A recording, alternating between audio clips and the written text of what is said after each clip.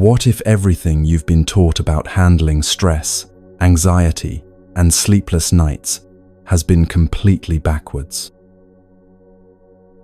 What if a man from 2,500 years ago discovered the one secret that could end your suffering tonight?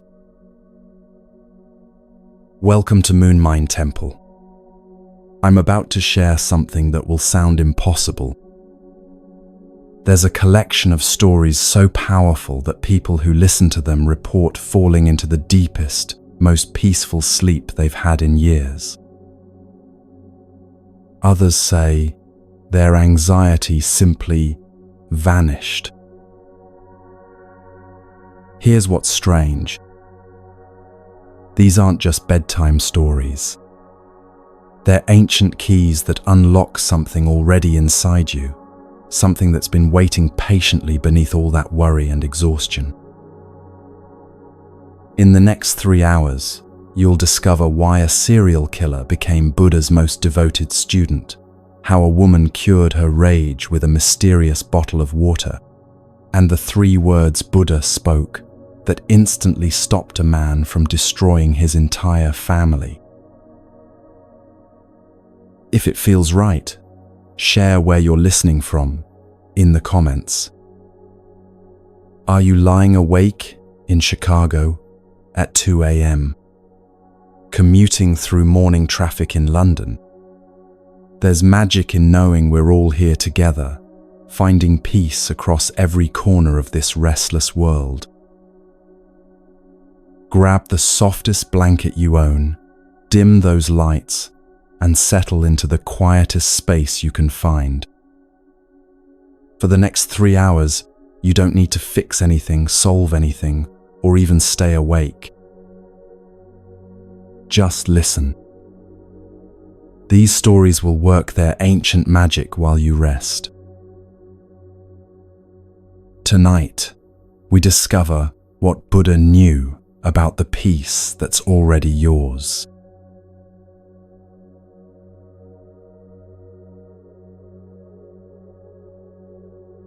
There was once a day when Buddha was walking with his closest students along a dusty road that stretched between 2 ancient villages. The sun hung heavy in the afternoon sky, and their robes clung to their skin with the kind of heat that makes every step feel like walking through honey. After hours of traveling, they came upon a beautiful lake that sparkled like scattered diamonds in the sunlight. Buddha paused at the water's edge, and his followers gathered around him, grateful for this moment of rest. The lake was perfectly still, so clear you could see smooth stones resting on the bottom and small fish darting between patches of sunlight. Buddha turned to his youngest disciple, a man named Ananda who had been walking in silence, lost in worried thoughts about the challenges that lay ahead in their journey. "Ananda," Buddha said gently, his voice carrying the kind of warmth that immediately puts a troubled heart at ease. "I find myself quite thirsty. Would you be so kind as to bring me some water from this lake?" Ananda bowed respectfully and walked toward the water's edge, cupping his hands in preparation. But just as he knelt beside the lake, something unexpected happened. A group of village children came running down the hillside, laughing and shouting as they splashed into the water to escape the afternoon heat. Their feet kicked up clouds of mud and sand from the lake bottom. At the same moment, a farmer appeared with his ox-drawn cart, crossing directly through the shallow part of the lake. The heavy wooden wheels churned through the water, stirring up even more sediment. Within minutes, the crystal-clear lake had transformed into a swirling, muddy pool where you couldn't see your own reflection, let alone the bottom. Ananda stared at the murky water, his heart sinking. How could he possibly offer this muddy, turbulent water to his beloved teacher? The water looked completely undrinkable, thick with dirt and debris, nothing like the pristine lake they had discovered just moments before. He returned to Buddha with empty hands and a troubled expression. "Master," he said, his voice heavy with disappointment, "I cannot bring you this water. The lake has become muddy and disturbed. It would not be fit for you to drink. Perhaps we should continue walking until we find another source." Buddha looked at his student with eyes full of understanding and the faintest hint of a smile. "Let us rest here under this tree for a while," he suggested, settling himself comfortably in the shade of an ancient fig tree whose branches stretched wide over the water. "The walking has been long, and sometimes the wisest action is simply to be still." The disciples arranged themselves around their teacher, some closing their eyes to meditate, others gazing out at the slowly moving water. Time passed quietly, the kind of peaceful silence where you can hear your own heartbeat and feel the gentle rhythm of your breathing. Birds called softly from the trees overhead, and a gentle breeze began to stir the air.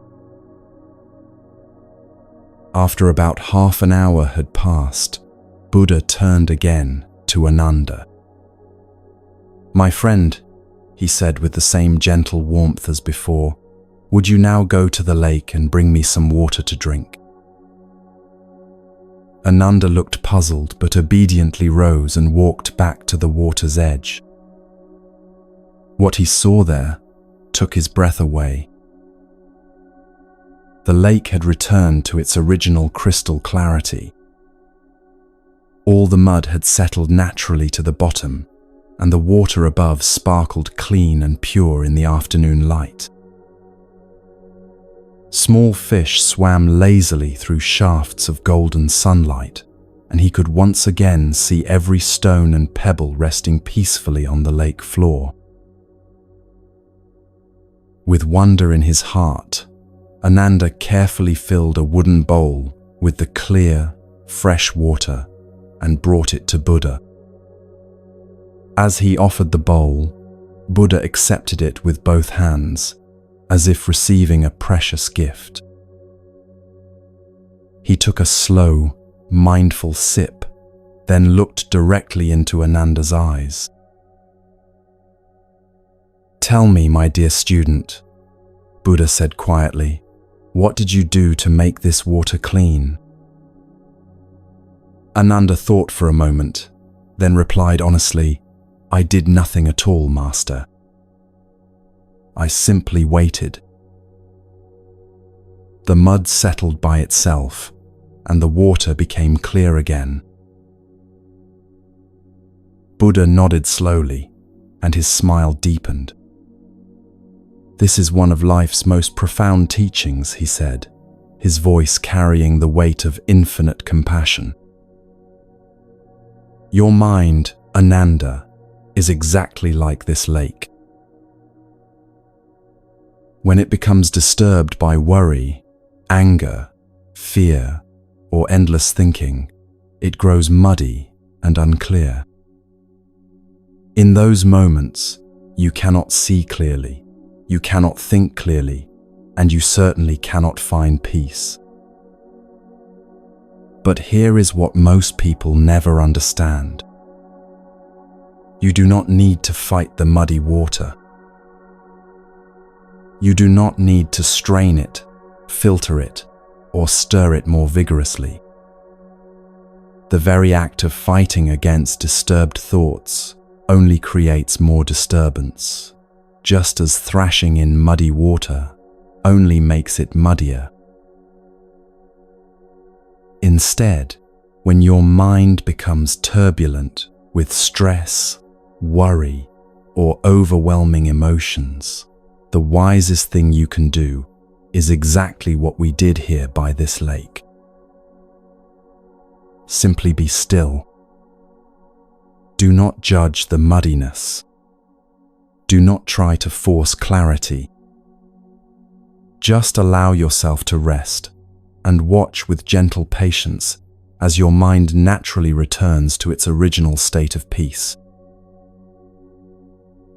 In our modern world, we carry this ancient wisdom like a hidden treasure.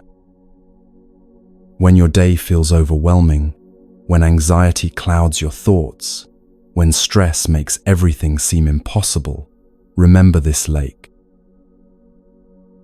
Your racing mind is not broken.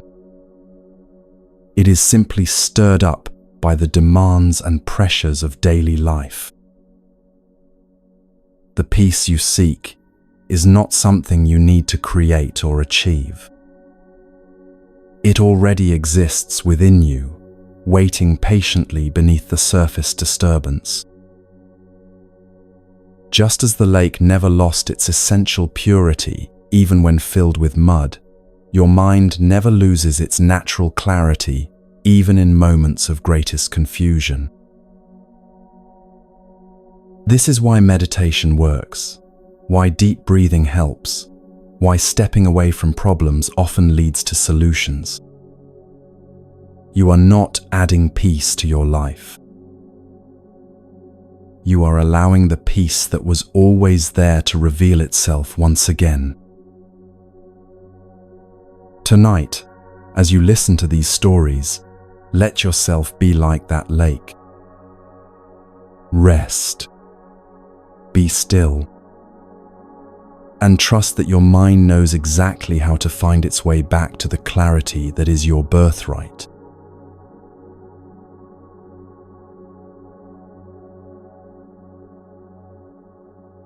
As Buddha continued his travels through the ancient villages of India, he carried with him very few possessions. Among these simple belongings was a beautiful ceramic bowl that had been gifted to him by a devoted villager whose sick child Buddha had helped heal through his compassionate presence. This wasn't just any ordinary bowl. It had been crafted by skilled hands, painted with delicate lotus flowers that seemed to dance around its curved surface, and glazed to a shine that caught the morning light like captured sunshine.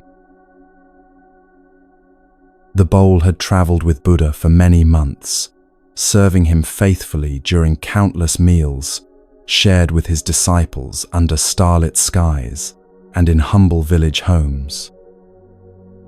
It had held rice offered by grateful farmers, water drawn from mountain streams, and simple vegetable broths prepared by monks who found joy in serving their teacher. To his followers, this bowl had become almost sacred, a symbol of their master's journey and the love that people felt for his teachings. One particular morning, as golden light filtered through the leaves of a grove where they had spent the night, Buddha sat peacefully with his disciples, preparing for their daily meal.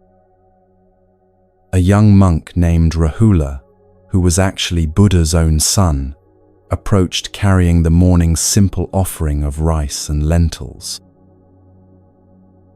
The camp was filled with the quiet contentment that comes from sleeping under open sky and waking with the natural rhythm of the earth. As Buddha reached for his cherished bowl, something unexpected happened. Perhaps it was the morning dew that had made the ground slightly slippery, or maybe it was simply one of those moments when the physical world reminds us of its unpredictable nature. The beautiful bowl slipped from Buddha's gentle hands and fell onto a rock beside his sleeping place. The sound that followed was sharp and final, the unmistakable crack of ceramic breaking. The bowl split cleanly into several pieces, its lovely lotus paintings now fragmented across the scattered shards. The morning's rice spilled across the earth, mixing with dirt and fallen leaves. Buddha's disciples gasped in dismay. Some immediately rushed forward, trying to gather the broken pieces as if they might somehow be made whole again. Others looked stricken, as though they had personally failed their teacher by allowing this accident to happen. A few began expressing their sorrow aloud, lamenting the loss of such a meaningful and beautiful object. But Buddha himself remained completely still, gazing down at the broken bowl with the same serene expression he might wear while watching clouds drift across the sky. There was no flash of disappointment in his eyes, no tight grip of frustration around his mouth, no hurried movement to salvage what remained. He simply observed what had happened with the kind of peaceful acceptance that comes from understanding something profound about the nature of all things.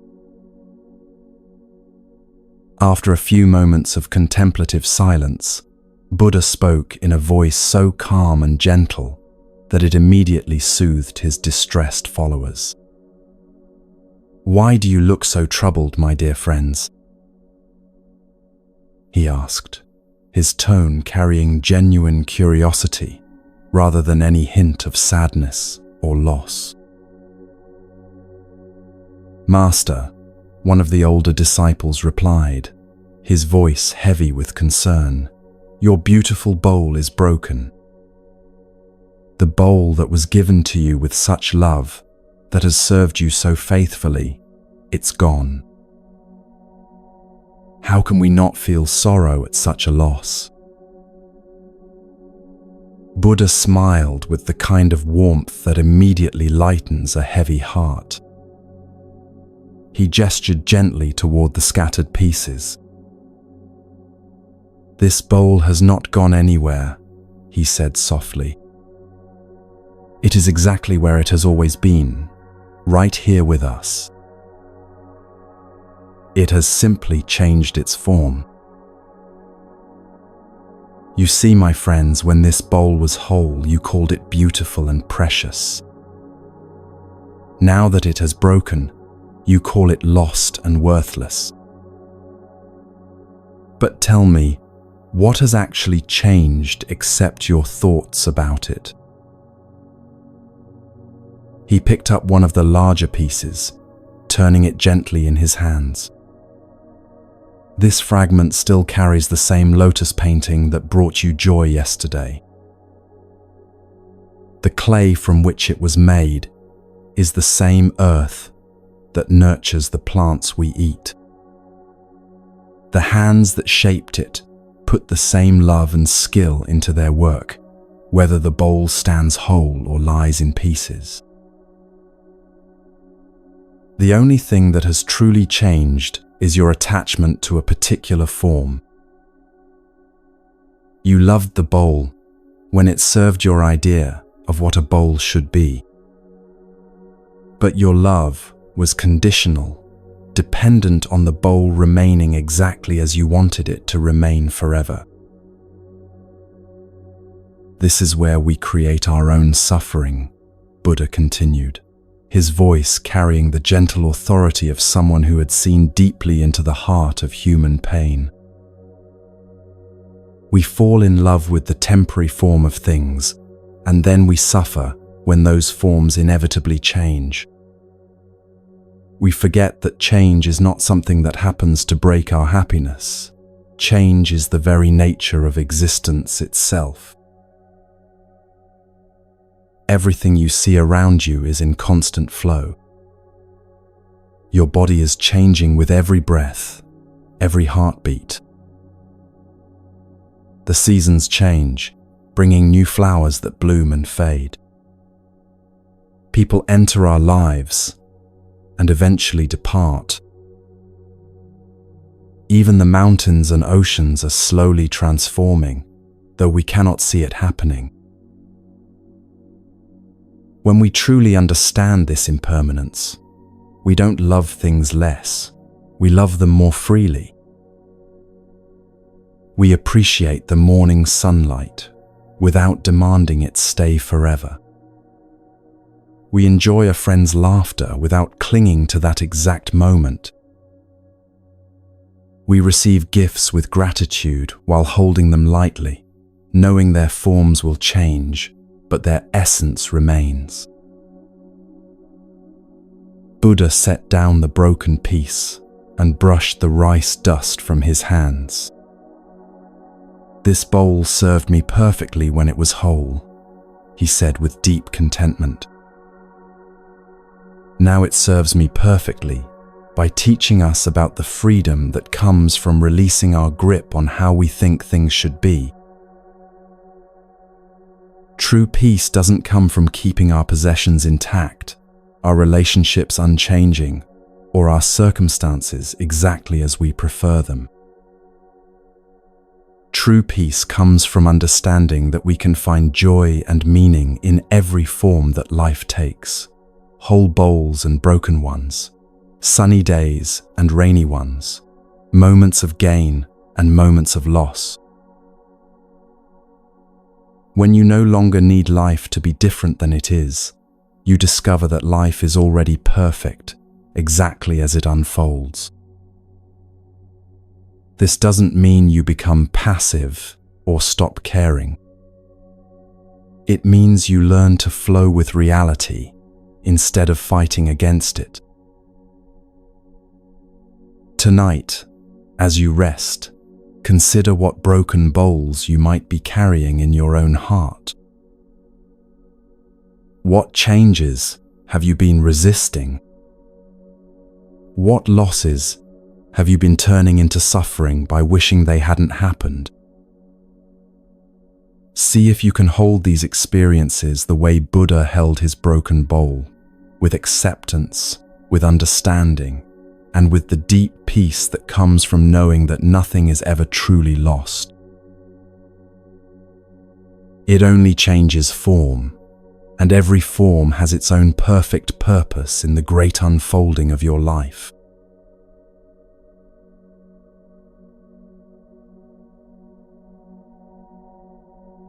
As the warm afternoon sun filtered through the leaves of the great Bodhi tree, Buddha sat peacefully with his closest disciples gathered in a circle around him. The day's teaching had covered many aspects of the path to enlightenment, but one young monk named Kassapa seemed troubled, shifting restlessly on his meditation cushion. Finally, he gathered the courage to approach his teacher with a question that had been weighing heavily on his heart. "Master," Kassapa said, bowing respectfully, "I find myself struggling with something that brings me great shame. Despite all my meditation practice and study of your teachings, I still find myself becoming angry over small things. Yesterday, when a fellow monk accidentally knocked over my water bowl, I felt such rage arise within me that I spoke harshly to him. How can I control this anger that seems to have a life of its own?" Buddha looked at his student with infinite compassion, recognizing the sincere desire for growth behind the question. Several other disciples leaned forward, for this was a struggle they too had experienced on their spiritual journey. The master smiled gently and settled himself more comfortably against the tree trunk. "My dear Kassapa," Buddha began, his voice carrying the warmth of understanding, "let me share with you a story that will illuminate the path beyond anger. Listen carefully, for within this tale lies medicine for the troubled heart." The disciples arranged themselves more attentively, knowing that their teacher's stories always contained profound wisdom, disguised as simple narratives. Buddha's eyes took on the distant look of someone seeing across both time and space as he began to speak. In a village not far from here, there once lived a woman named Priya, whose heart carried a storm that never seemed to calm. Though she possessed many wonderful qualities, a generous spirit, skilled hands, and deep love for her family, she struggled with anger that erupted like a volcano at the smallest provocation. If her husband left his sandals in the wrong place, she would explode into shouting that echoed through the entire neighborhood. If her children spilled water while helping with chores, her rage would fill their home with tension that lingered for hours. Even a neighbor's goat wandering into her garden would trigger harsh words that made grown adults look away in embarrassment.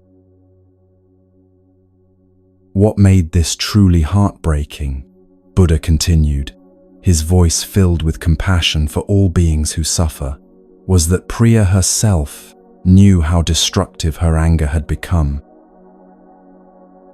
After each outburst, when the fire in her chest finally died down, terrible shame would wash over her. She would see her family's frightened faces, hear the echo of her own harsh words, and wonder how someone who loved her children so deeply could speak to them in ways that made them flinch. Late at night, she would lie awake, promising herself that tomorrow would be different. But morning would come, and within hours, some small frustration would trigger the same explosion, leaving her feeling more hopeless than before.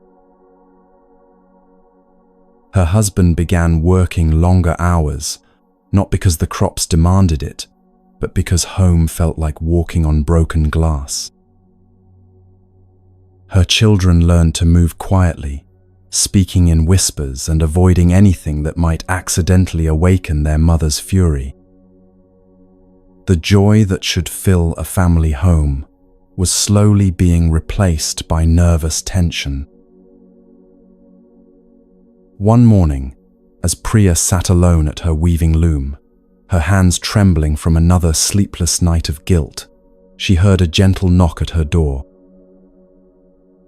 When she opened it, she found a traveling sage standing there, an elderly man with kind eyes, and the sort of peaceful presence that immediately made her feel both hopeful and deeply ashamed. "Good morning, sister," the sage said, with a voice like warm honey. "I'm traveling through your village, and I wondered if you might spare a small portion of food for a hungry traveler." Priya's natural generosity awakened, and she invited the sage inside, quickly preparing a simple meal. As he ate with obvious gratitude, something about his peaceful manner made her feel safe enough to share the burden she had been carrying alone. "Holy One," she said quietly, "I have a terrible problem. I have this anger inside me that erupts like a volcano, destroying my family's happiness. I love my husband and children more than life itself, yet I speak to them with such harshness that they've begun to fear me. I've tried everything, prayers, promises, even holding my breath when I feel anger rising. But nothing works. The moment something frustrates me, words pour out like poison, and I can't seem to stop them. Please, if you have any wisdom that might help, I'm desperate to find peace." The sage listened with complete attention, then reached into his traveling bag and withdrew a small glass bottle filled with clear liquid. He held it as if it contained something precious. "Sister," he said gently, "what I'm about to give you is very powerful medicine for anger. It has helped many people find peace, but it must be used exactly as I tell you, or it won't work.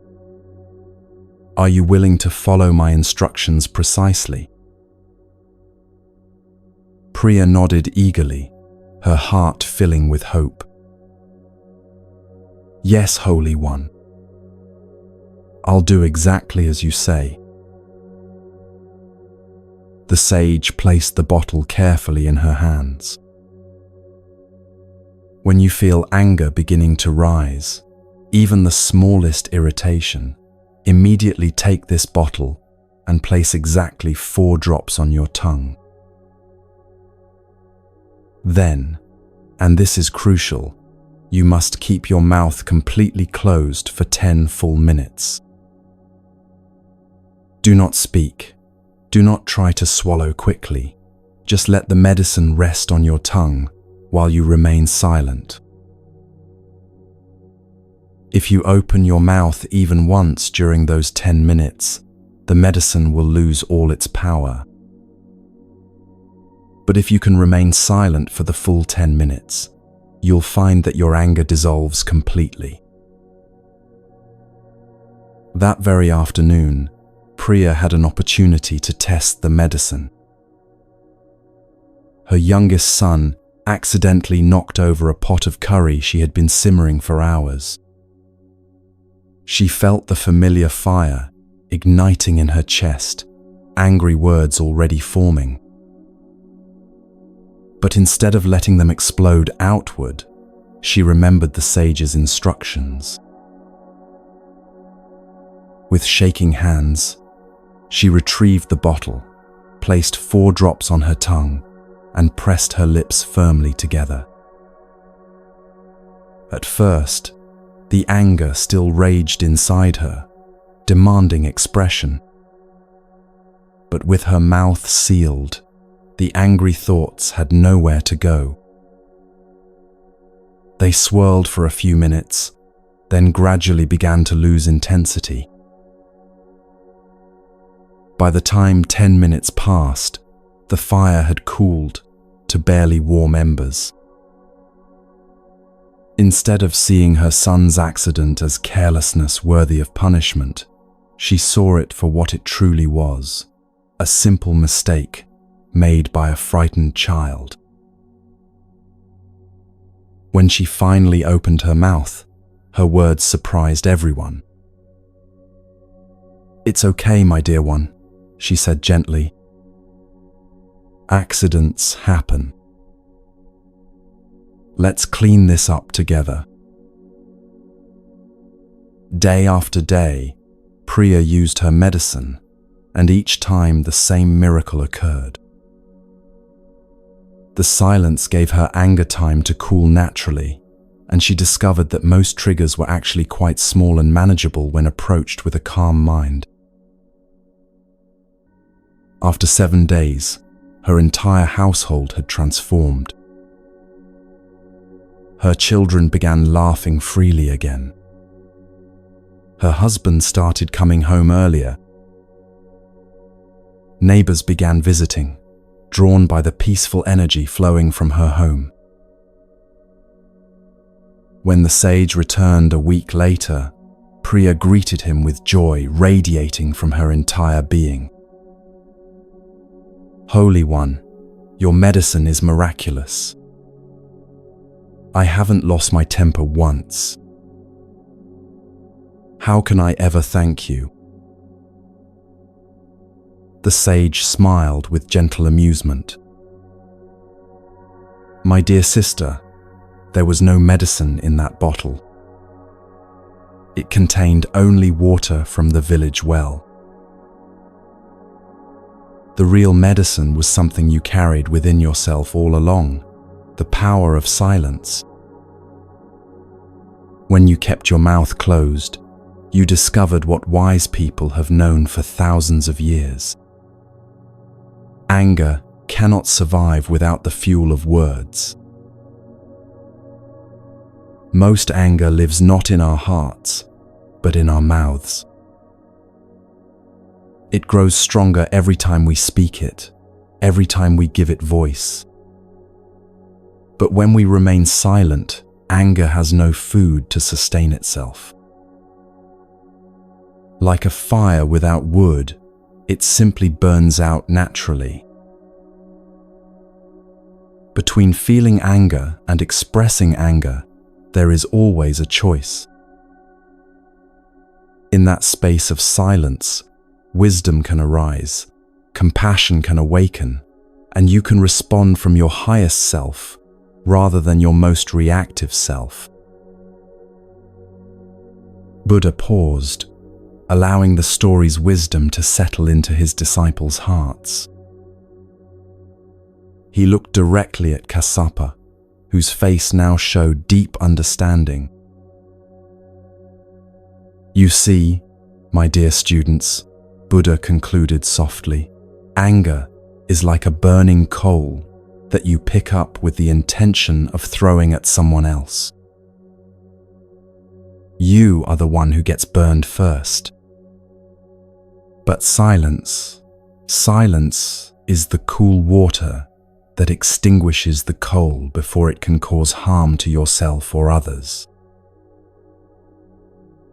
This is why we practice mindful speech, why we cultivate the pause between stimulus and response. In that sacred space of silence, we remember who we truly are, not creatures driven by every passing emotion, but beings capable of wisdom, compassion, and peace.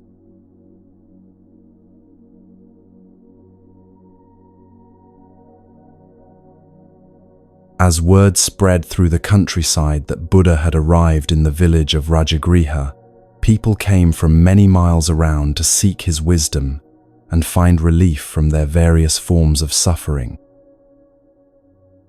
Among those drawn to the great teacher was a man whose life had been marked by poverty so severe that each day was a struggle simply to find enough food to survive. His name was Kanthaka, though few people knew it, for he was known to most simply as the beggar, a thin, weathered man who could be seen each morning, walking through the village streets with empty hands extended, hoping for a few coins or a small portion of food from anyone willing to spare it. His clothes were patched and faded from years of wear, his sandals held together with strips of cloth, and his belongings consisted of nothing more than a small cloth bundle containing a wooden bowl and a tattered blanket. Kanthaka's days followed the same difficult pattern. He would rise before dawn in whatever sheltered corner he had found to sleep, often under the eaves of a temple or in the doorway of a closed shop, and begin his daily rounds through the village. Sometimes people would take pity on him and offer a handful of rice or a small copper coin, but just as often he would encounter turned backs, closed doors, and faces that looked through him as if he were invisible. What made his poverty even more painful was the constant comparison he couldn't help but make with the lives of others around him. He would watch merchants counting their profits in the marketplace, see families sharing abundant meals in their comfortable homes, and observe well-dressed children playing with toys he could never afford.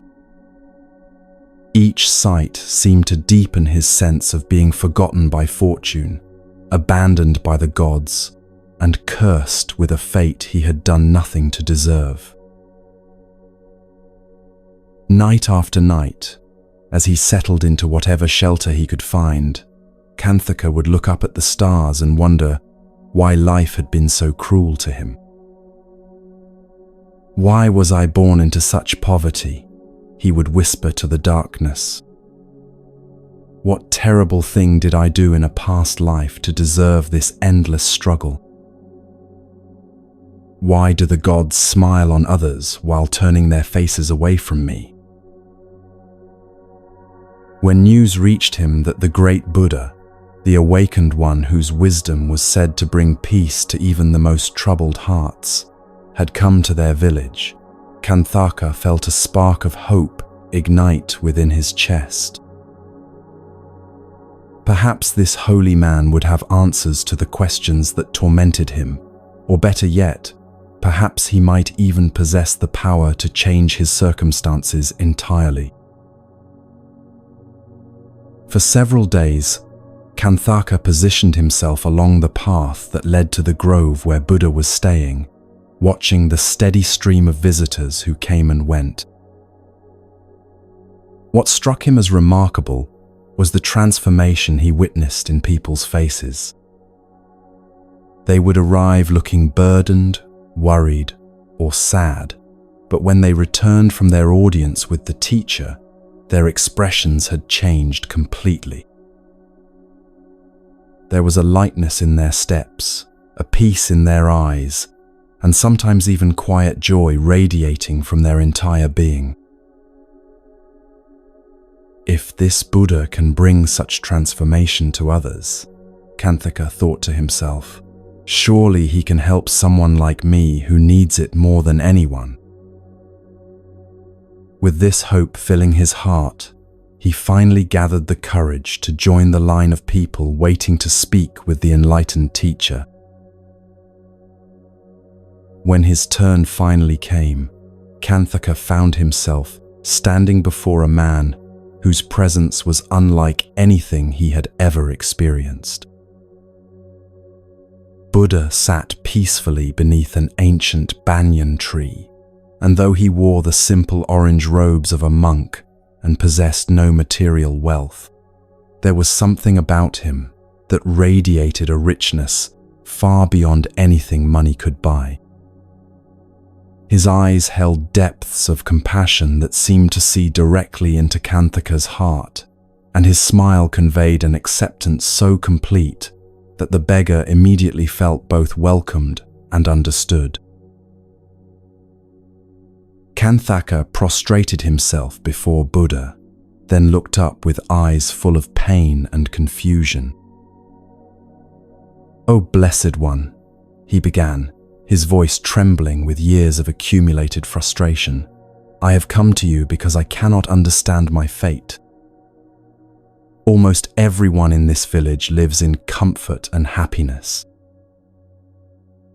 They have food on their tables, roofs over their heads, and money in their pockets. But I have nothing. I am forced to beg for every morsel of food, every tiny coin just to survive another day. Why have the gods been so cruel to me?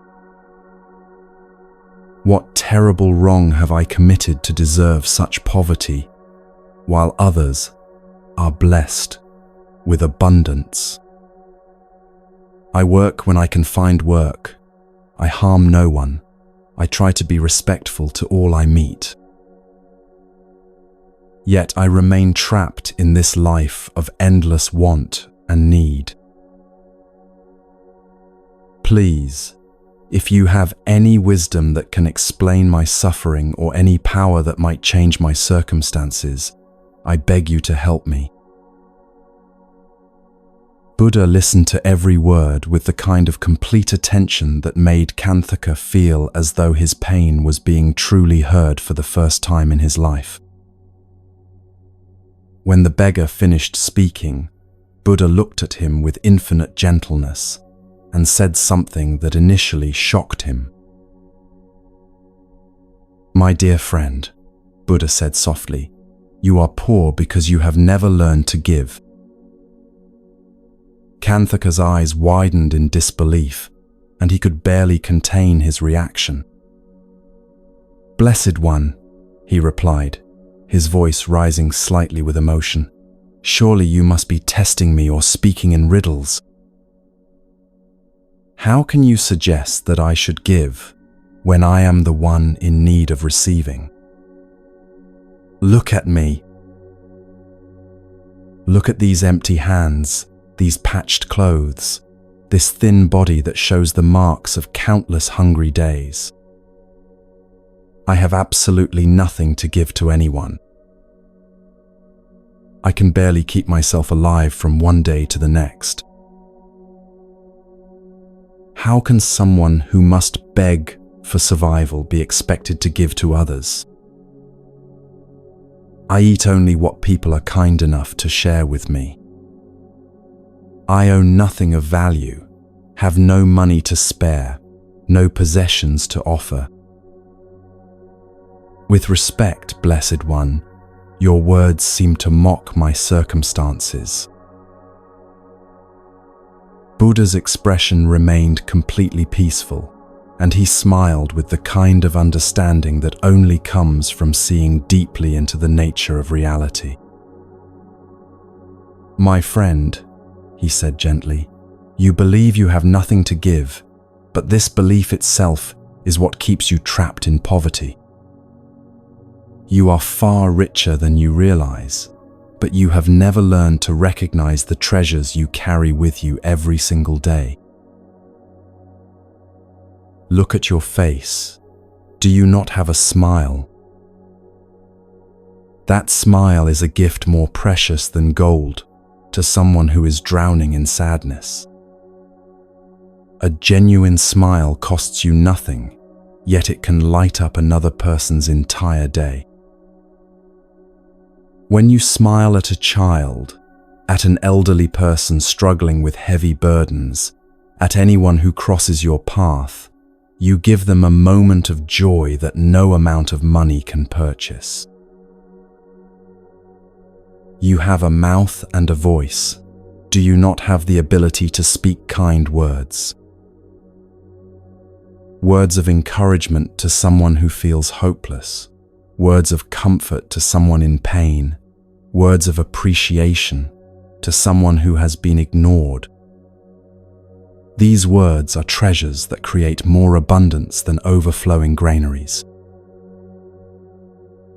You have eyes. Do you not have the power to look at others with compassion and understanding instead of judgment? When you truly see someone, when you look past their outer circumstances to the human heart that beats within them, you give them the gift of being valued. This is wealth beyond measure. You have hands and strength in your body. Can you not offer help to someone who needs it even more than you do? An elderly person carrying a heavy load, a mother struggling with small children, a neighbor trying to repair something broken. Your assistance, freely given, creates bonds of community and kindness that are the true foundation of prosperity. Buddha paused, allowing his words to penetrate Kanthaka's understanding, then continued with even greater gentleness. You see, my friend, you have been looking at wealth completely backwards. You believe that you must first have material possessions before you can afford to be generous. But the truth is exactly the opposite. Generosity creates abundance, not the other way around. When you give freely from what you do have, your smile, your words, your attention, your help, you send a message to the universe that you are not someone who lacks, but someone who has enough to share. This shift in your inner attitude changes everything about how life responds to you. The poverty you experience is not truly about money or possessions. It is about a mindset of scarcity that sees only what is missing instead of recognizing what is already present. Once you release this inner sense of lack and begin to give from the abundance you already possess, you will discover that the outer circumstances of your life begin to shift as well. As Buddha's words settled into his heart, Kanthaka felt something profound shifting within him. For the first time in years, he began to see possibilities instead of only limitations. He realized that every day brought him countless opportunities to give opportunities he had been blind to because he had been so focused on what he lacked rather than what he possessed. From that day forward, Kanthaka began to live differently. He started each morning by looking for ways to serve others, offering his genuine smile to everyone he met, speaking words of encouragement whenever possible, and helping wherever his hands could be useful. Gradually, people began to respond to him differently, seeing him not as a burden but as a blessing. Opportunities for work appeared, friendships developed, and his circumstances slowly but steadily improved. Most importantly, he discovered that true wealth had been with him all along, not in his empty pockets, but in his capacity to bring light to others' lives through the simple gifts of presence, kindness, and care.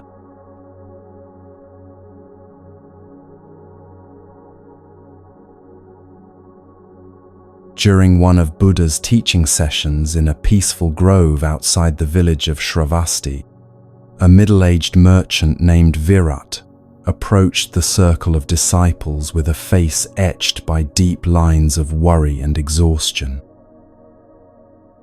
His shoulders sagged as if carrying an invisible weight, and his eyes darted nervously as though his mind were racing through an endless list of concerns that never seemed to diminish. Virat had traveled many days to find Buddha, driven by a desperation that had been growing stronger with each passing month. As a successful trader, he managed multiple business ventures, supported an extended family, and carried responsibilities that seemed to multiply faster than he could handle them. But what troubled him most wasn't the work itself. It was the constant crushing weight of worry that had begun to consume his every waking moment.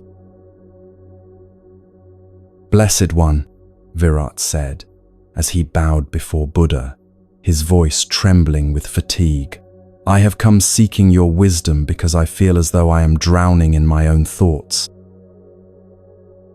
Every day brings new concerns that pile upon the old ones. I worry about my business ventures, about having enough money to support my family, about my children's futures, about my aging parents' health. I worry about decisions I made years ago and decisions I must make tomorrow. These worries follow me everywhere, when I'm trying to work, when I'm with my family, even when I attempt to sleep. They circle in my mind like vultures, growing stronger and more overwhelming with each passing day. I feel constantly exhausted, but I cannot seem to put these burdens down. How can I find relief from this endless mental suffering that seems to have no solution?" Buddha listened with complete attention, observing not just Virat's words but the tension in his body, the rapid rhythm of his breathing, and the restless energy that indicated a mind that had forgotten how to be still. Without saying anything immediately, Buddha reached for a simple clay cup that sat nearby and filled it with fresh water from a pitcher beside him. Holding the cup steady in his right hand, Buddha looked directly at Virat and asked, "Tell me, friend, how heavy do you think this cup of water is?" Virat looked puzzled by what seemed like an odd question given the serious nature of his suffering, but he answered respectfully, "Blessed One, it appears to be quite small.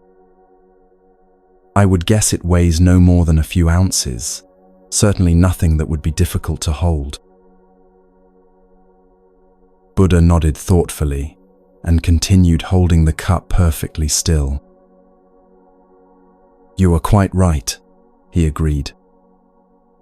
"This cup weighs very little, and as you can see, I can hold it easily without any strain or discomfort. But tell me, what do you think would happen if I continued to hold this cup for the next hour without setting it down? Virat considered the question carefully. Well, blessed one, I imagine that after an hour, your arm might begin to feel tired from holding it in the same position for so long. The cup would feel heavier than it does now, even though its actual weight hasn't changed at all. Exactly, Buddha replied, still maintaining his steady grip on the cup. And what if I were to hold it for an entire day without rest? By then, Virat answered, beginning to see where this demonstration might be leading, your arm would likely be in considerable pain. The muscles would be cramped and aching. What started as a light, manageable weight would feel unbearably heavy, even though the cup itself remained exactly the same. Buddha smiled with gentle approval and carefully set the cup down on the ground beside him. As he flexed his fingers and relaxed his arm, he looked directly into Virat's troubled eyes. My dear friend, this simple cup demonstrates the exact nature of your suffering, Buddha explained, his voice carrying the warmth of complete understanding. Your worries and concerns are like this cup of water. Each individual worry, when it first arises, may be quite manageable, no heavier than this small cup. The problem is not the weight of any single concern, but the fact that you have been carrying all of them continuously, never setting them down, never giving your mind a moment of rest. When you hold on to a worry for hours, it becomes more burdensome. When you carry it for days, it grows heavier still. When you clutch the same concerns for months or years, they become so overwhelming that they seem impossible to bear, even though the actual situations they represent may not have changed at all. The cup doesn't become heavier by sitting in my hand. My arm becomes tired from holding it. Similarly, your problems don't necessarily become worse over time. Your mind becomes exhausted from carrying them without relief. The solution is not to pretend your concerns don't exist, just as the solution to my tired arm was not to pretend the cup wasn't there. The solution is to learn when and how to set them down, to give your mind periods of rest and renewal, just as I gave my arm relief by placing the cup on the ground.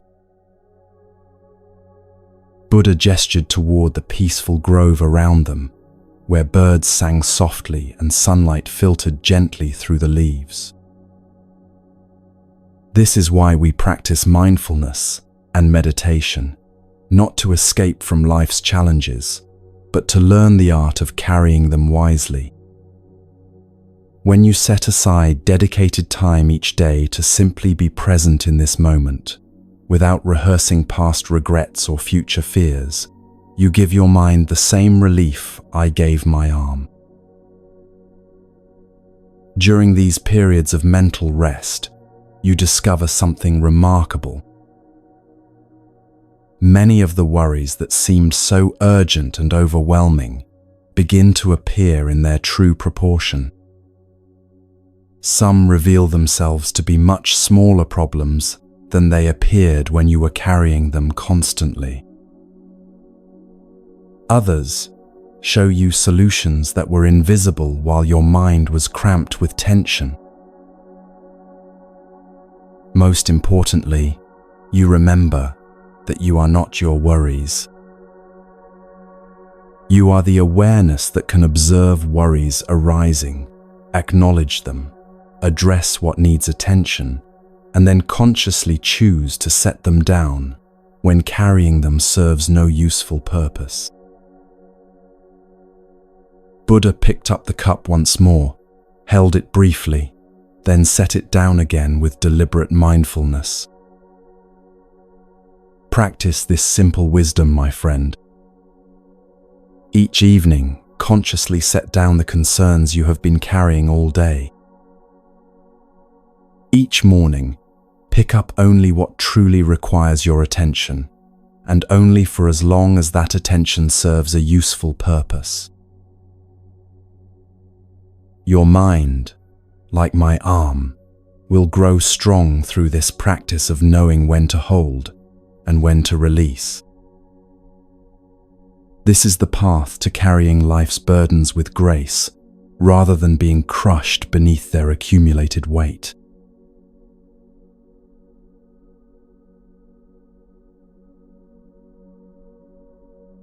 There came a time in Buddha's life when his disciples, having heard many teachings and witnessed countless demonstrations of their master's wisdom, felt ready to understand the deepest truths of existence.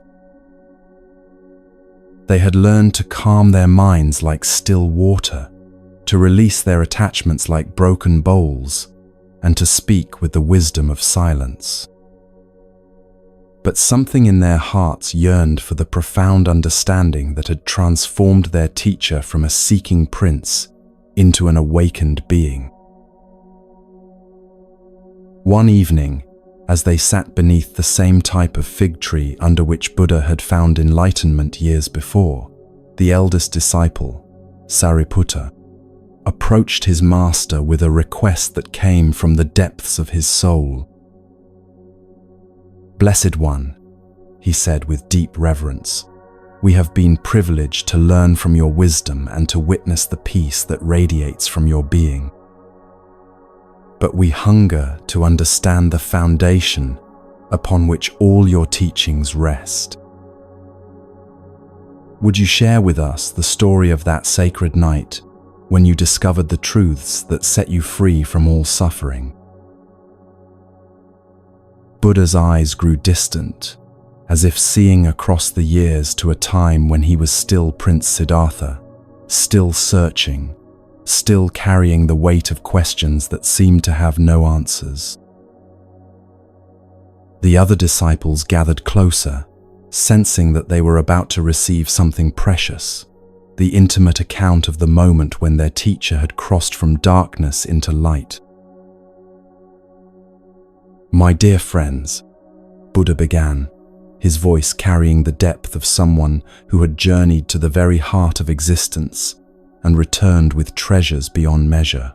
"I will share with you not just what happened that night, but the 4 fundamental truths that revealed themselves to me, truths that explain why all beings suffer and how that suffering can finally come to an end."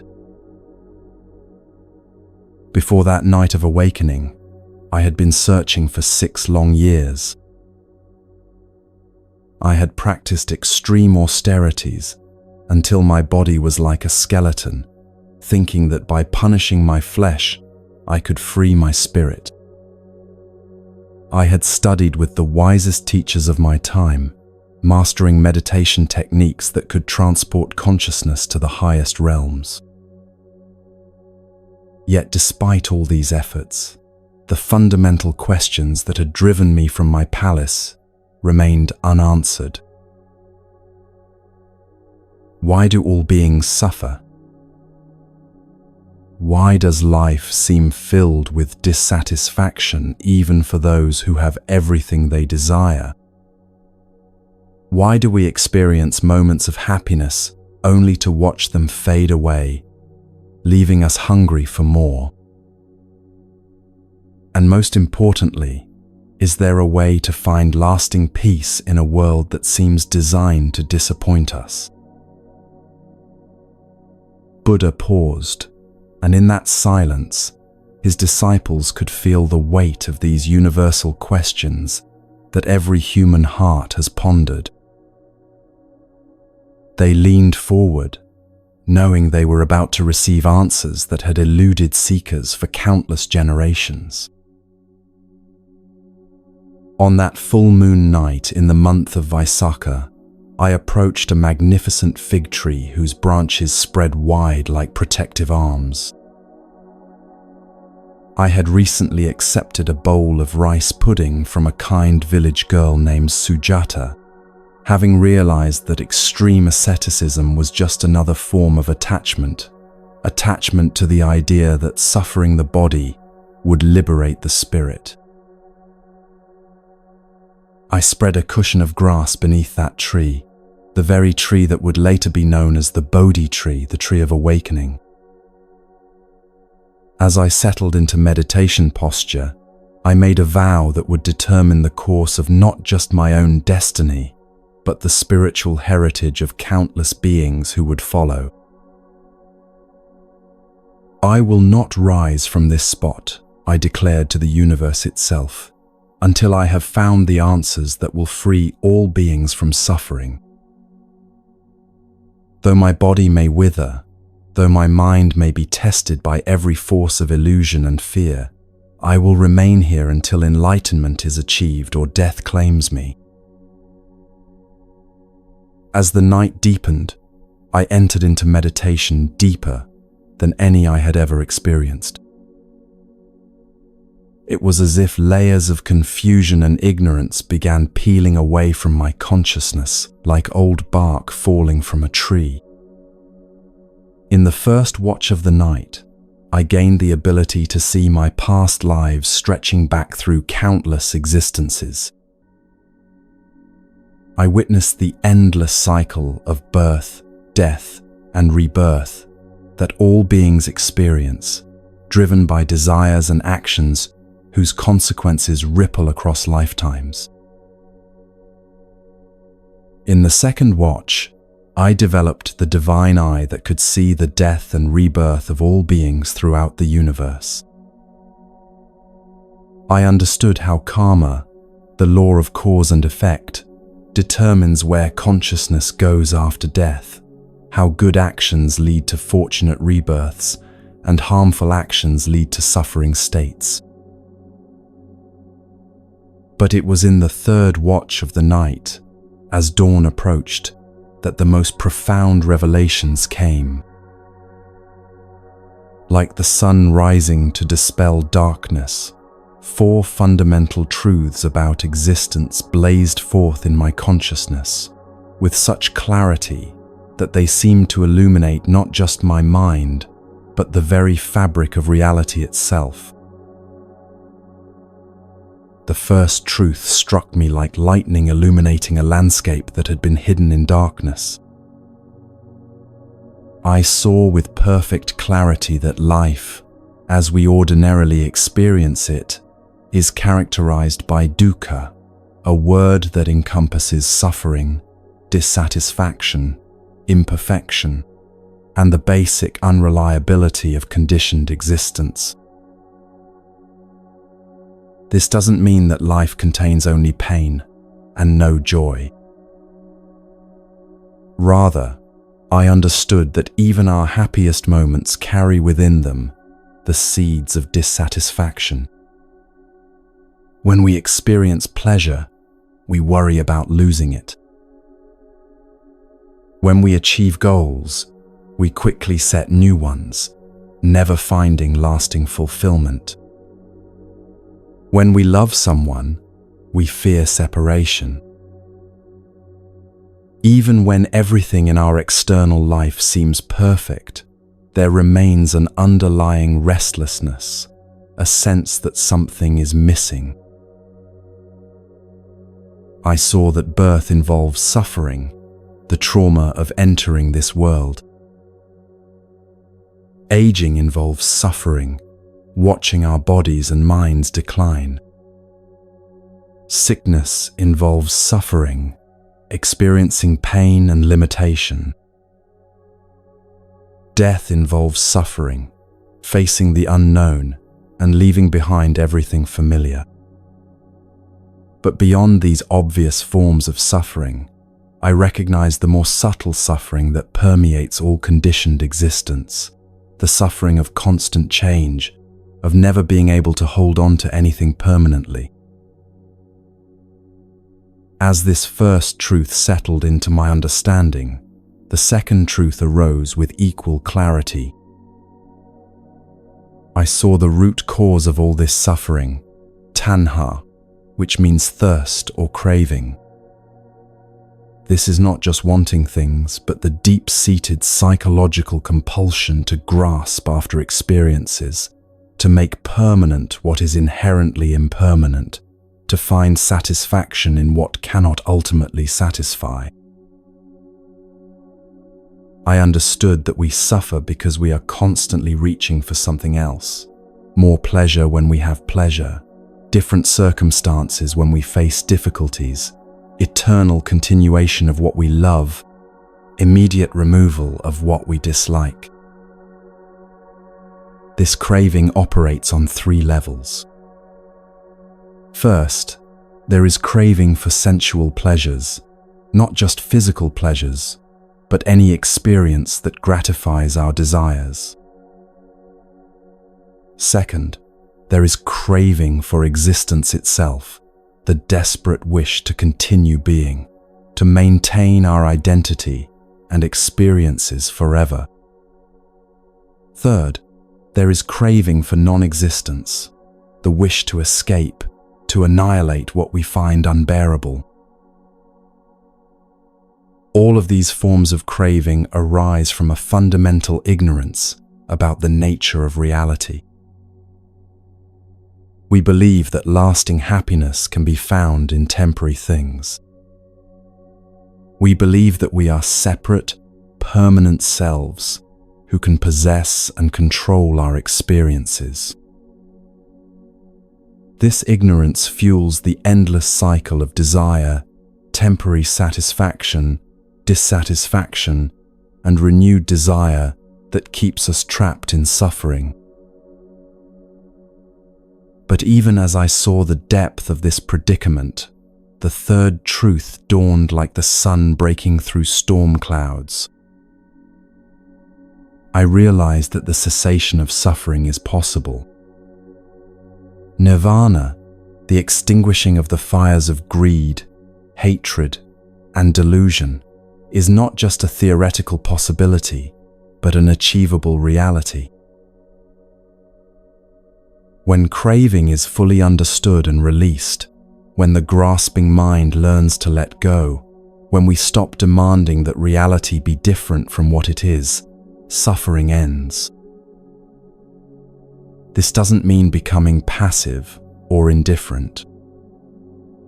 It means discovering a peace that isn't dependent on external circumstances, a joy that doesn't require constant feeding, a love that doesn't turn into attachment. Finally, as the first rays of sunlight touched the earth, the fourth truth revealed itself, the path that leads from suffering to freedom. I saw with perfect clarity the 8 interconnected practices that, when followed together, gradually purify the mind and lead to complete liberation. This 8-fold path includes right understanding of these very truths we are discussing, right intention to follow the path with wisdom and compassion, right speech that is truthful and kind, right action that harms no living being, right livelihood that supports rather than undermines spiritual development, right effort that is persistent but not excessive, right mindfulness that maintains clear awareness of present moment reality, and right concentration that develops the deep states of meditation necessary for final insight. As this complete understanding crystallized in my consciousness, I felt something profound shift within my entire being. The seeking was over. The questions that had driven me from my palace through years of searching to this tree, on this night, had found their answers. I was no longer Prince Siddhartha, the seeker. I had become Buddha, the awakened one who had found the end of suffering. Buddha looked around at his disciples, whose faces showed the deep impact of receiving these profound teachings. These four truths are not philosophical concepts to be debated, but medicine for the human condition. They show us exactly where suffering comes from and exactly how to heal it. This is the path I offer to all beings, not blind faith, but clear understanding that can be tested and verified through direct experience. Tonight, as you rest, let these truths settle into your hearts like seeds planted in fertile soil. Tomorrow, we will explore how to walk this path that leads from suffering to the peace that surpasses all understanding.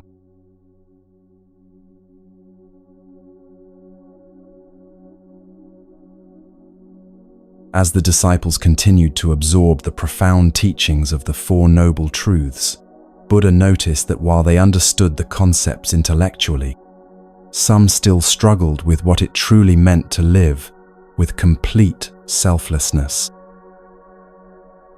They had grasped the idea that attachment causes suffering, but the deeper question remained: how far should one's compassion extend?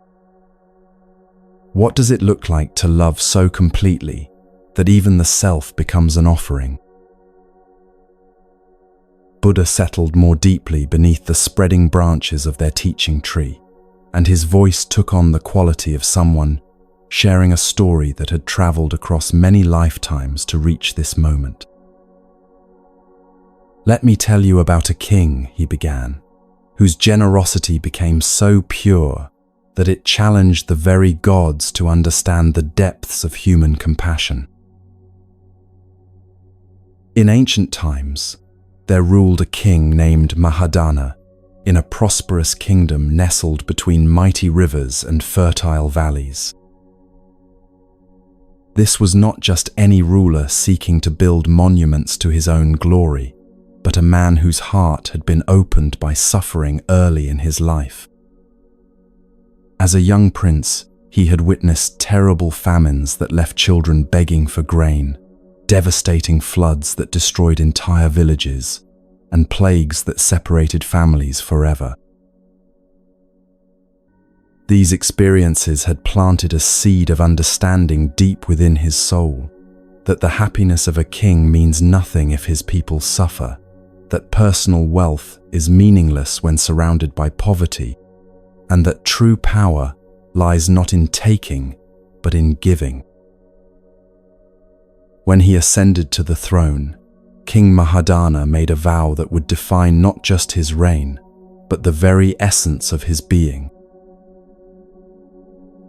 "As long as I draw breath," he declared before his court and his people, "no one in my kingdom shall go without food, shelter, or care if it is within my power to provide it. My treasury exists not for my pleasure, but for the welfare of all beings. My palace doors shall remain open to any who need help, and my heart shall remain open to any who suffer." And so he lived, year after year, with a generosity that became legendary throughout the land. Farmers whose crops failed would find grain delivered to their homes from the royal granaries. Merchants who lost their goods to bandits would receive loans with no expectation of repayment. Orphaned children would be cared for as if they were the king's own sons and daughters. Even travelers from distant lands found themselves welcomed with the same warmth as beloved family members. But what made King Mahadana's generosity truly remarkable was not just its scope, but its spirit. He gave not to be praised, not to earn merit for a future life, not even to feel good about himself. He gave because he had come to understand that there was no real difference between his happiness and the happiness of others. When he fed a hungry child, he was feeding the hunger that lived in his own heart. When he sheltered a homeless family, he was healing the homelessness that all beings feel when separated from love. News of this extraordinary king eventually reached the realm of the gods, where such selfless compassion was spoken of with wonder and admiration. But among the divine beings, there was one who found it difficult to believe that any human could possess such pure motivation.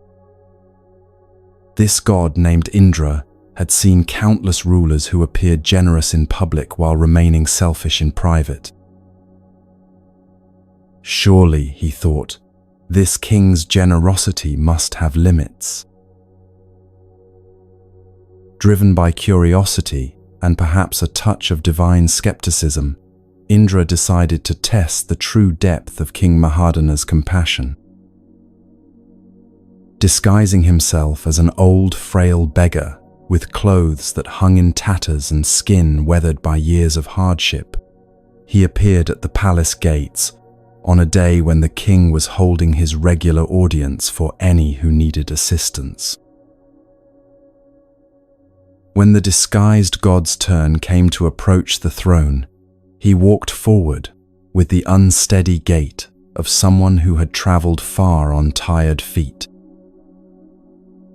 King Mahadana immediately rose from his throne and stepped down to meet the beggar at eye level, as was his custom with all who came seeking help. "Welcome, honored elder," the king said with genuine warmth, helping to steady the old man with his own hands. "Please, sit and be comfortable. What can I provide for you? Are you hungry? Do you need a place to rest? Whatever is within my power to give, I offer freely." The disguised Indra looked up at the king with eyes that seemed to peer directly into his soul. "Your Majesty," he said in a voice that quavered with age, "I have heard stories of your boundless generosity that seem too wonderful to believe. They say, there is nothing you would not give to help another. But surely such stories must be exaggerated. Tell me honestly, is there anything you would refuse to give if someone truly needed it?" King Mahadana considered the question with the seriousness it deserved, then answered with complete sincerity. "Honored Father, I have never encountered a request for help that I could not fulfill in some way. If someone needs food, I share what I have. If someone needs shelter, my palace has many rooms. If someone needs comfort, I offer my presence. I cannot imagine a situation where I would turn away someone who genuinely needed assistance." The beggar's eyes grew more intense, and his voice took on a quality that seemed to come from beyond the physical realm.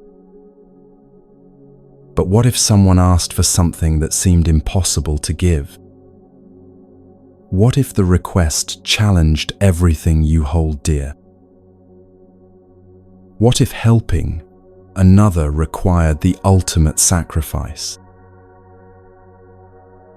Without hesitation, King Mahadana replied, "Then I would make that sacrifice gladly.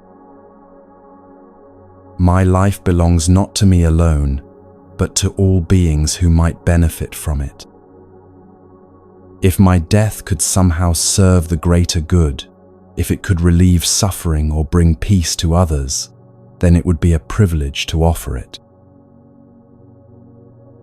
The disguised god leaned forward, his voice now carrying the weight of ultimate testing. "Then I ask you now, great king, give me your life.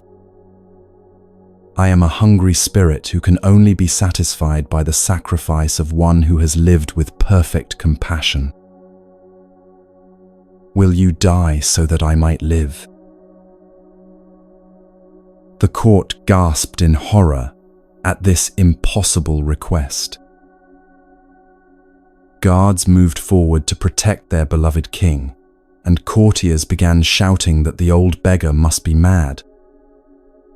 But King Mahadana raised his hand for silence, and his face showed no trace of fear or hesitation. "Of course," he said simply, as if he had been asked for a cup of water rather than his life. "If my death can truly serve to end your suffering, then it is not a loss, but the greatest gift I could possibly offer. Please, tell me how you would like this to be done, and I will comply immediately." The king's response was so immediate and genuine that even the disguised god was stunned. But King Mahadana had already begun to prepare, calling for his ministers to ensure the kingdom would be well governed after his death, speaking words of love to his family, and arranging for his wealth to be distributed among the poorest citizens. As the king knelt before the beggar, ready to offer his life with the same joy he had once offered gold and grain, the old man's appearance began to shimmer and change. The tattered clothes transformed into robes of celestial light, the bent frame straightened into divine majesty, and the weathered face revealed itself as that of Indra, king of the gods. "Rise, noble king," Indra said, his voice now resonating with divine authority and deep respect. "I came to test your generosity, but instead you have taught me the true meaning of selfless love. Never have I witnessed such complete compassion, even among the gods themselves. Your willingness to give your very life without hesitation shows that you have transcended the illusion of separation that keeps most beings trapped in selfishness. I do not require your death. I required only to witness the purity of your heart. You have shown that true generosity is not about giving things, but about giving oneself completely to the welfare of all beings. Live long, King Mahadana, and continue to be a light that shows others the path to selfless love." Buddha looked around at his disciples, whose faces reflected deep contemplation of this powerful teaching. "You see, my friends, this story reveals the ultimate truth about compassion. Real generosity is not measured by how much we give, but by how completely we give it." King Mahadana understood what many seekers spend lifetimes learning, that the self we think we must protect is actually the very barrier that prevents us from experiencing true joy. When we hold nothing back, when we offer our lives completely to the service of all beings, we discover that we lose nothing and gain everything. For in that moment of total surrender, we realize that we were never separate from those we serve. Their happiness is our happiness. Their freedom is our freedom. Their peace is our peace. This is the generosity that leads to enlightenment, not just the giving of material things, but the offering of our entire existence to the awakening and welfare of all life.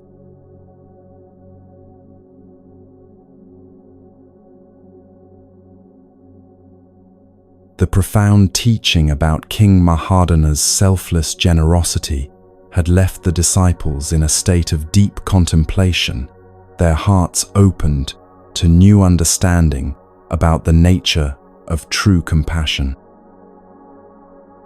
As the evening air grew cooler and the first stars began to appear in the darkening sky, Buddha noticed that some of his students seemed to be struggling with something that often challenges those who seek wisdom. They had heard countless teachings, absorbed profound concepts, and understood intellectually the principles of the Dharma.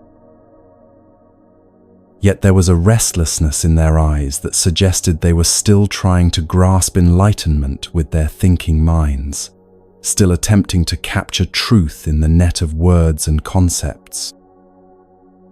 Buddha recognized this struggle intimately, for he had once walked the same path of seeking understanding through accumulating knowledge rather than direct experience. Without saying anything about what he had observed, Buddha rose quietly and walked to a nearby lotus pond that reflected the early stars like scattered diamonds on dark water. The lotus plants grew abundantly there, their broad leaves floating serenely on the surface, while their pristine white blooms emerged untouched by the muddy water that nourished their roots. He selected a single lotus flower that had opened perfectly in the day's warmth, its petals pure and luminous in the twilight. Returning to where his disciples sat waiting, Buddha took his place before them in complete silence, holding the lotus gently in his right hand. The disciples expected him to begin speaking about the flower, perhaps to use it as a metaphor for the pure mind emerging from the mud of worldly existence, or to explain how its beauty demonstrated some profound truth about the nature of reality. They had grown accustomed to their teacher's skillful use of examples from nature to illuminate complex spiritual principles. But Buddha simply sat in perfect stillness, gazing at the lotus with a gentle smile, saying nothing at all. Minutes passed in complete silence. The disciples began to shift uncomfortably, wondering if their teacher was waiting for them to ask a question, or perhaps testing their patience in some way they didn't understand. Some of the monks exchanged puzzled glances, their minds racing as they tried to decipher what lesson Buddha intended to convey through this wordless display. Others attempted to analyze the symbolism of the lotus, mentally cataloging everything they had learned about its significance in spiritual teachings. A few closed their eyes and tried to meditate, thinking perhaps that was the appropriate response to their teacher's silence. But one disciple, the Venerable Mahakasyapa, looked at the flower and at Buddha's serene expression, and something extraordinary happened. Instead of trying to understand what the flower meant, instead of searching for hidden meanings or waiting for explanations, he simply saw what was there, the perfect simplicity of the moment, the complete teaching that existed beyond all words and concepts. A smile began to dawn on Mahakasyapa's face, not the smile of someone who has figured out a puzzle, but the smile of someone who has suddenly awakened from a dream of complexity into the brilliant simplicity of direct truth. His smile grew wider and more radiant as he realized that he had been looking everywhere for what was already completely present, seeking in elaborate teachings what was available in this very instant of pure awareness. Buddha noticed Mahakasyapa's transformation immediately, and his own smile deepened with the joy of a teacher whose student has finally understood not just the lesson, but the reality that transcends all lessons. Still holding the lotus, Buddha looked directly into Mahakassyapa's eyes and spoke the only words he would utter during this entire teaching session. I have the treasure of the true Dharma I, the wonderful mind of nirvana, the true form of the formless, the subtle Dharma gate that does not rest on words and letters, but is a special transmission outside of all teachings. This I entrust to Mahakassyapa.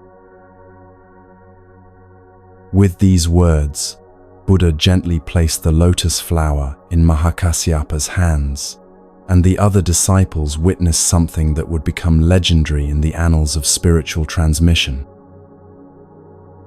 They saw that understanding had passed between teacher and student in a way that had nothing to do with explanations, analysis, or intellectual comprehension. The deepest truth had been communicated in pure silence, recognized in a moment of direct seeing, and confirmed by the natural arising of profound joy. Later that evening, after the formal teaching session had concluded and most of the disciples had retired to their meditation huts, a small group approached Buddha with questions that had been burning in their hearts since the flower ceremony. "Master," asked Ananda, who served as Buddha's attendant and had witnessed countless teachings, "we don't understand what happened tonight. You held up a flower and said nothing, yet Mahakassyapa seemed to receive some profound transmission. What did he understand that we did not? What was the teaching in that silence?" Buddha looked at them with infinite patience and compassion, understanding their confusion, but also knowing that the very nature of their question revealed why they had missed the transmission. "My dear friends," he said gently, "you are asking me to explain in words what can only be understood beyond words. You want me to describe in concepts what exists prior to all concepts. This is like asking someone to capture the moon's reflection in a bucket of water. You may catch something that looks like the moon, but it is not the moon itself." What Mahakassyapa understood cannot be taught in the way I teach you about meditation techniques or ethical conduct. Those teachings point toward truth, like fingers pointing at the moon. But what happened tonight was direct contact with truth itself, like suddenly realizing you are the moon and have always been the moon. When I held up that flower, I was not trying to communicate any particular idea or concept. I was simply presenting reality as it is, perfect, complete, and utterly simple in every moment. Most of you immediately began thinking about the flower, analyzing it, waiting for me to explain its significance. Your minds were so busy looking for meaning that you missed the meaning that was staring you directly in the face. But Mahakassyapa did something different. He stopped thinking about the moment and simply entered it completely. He stopped trying to understand and simply allowed understanding to arise naturally.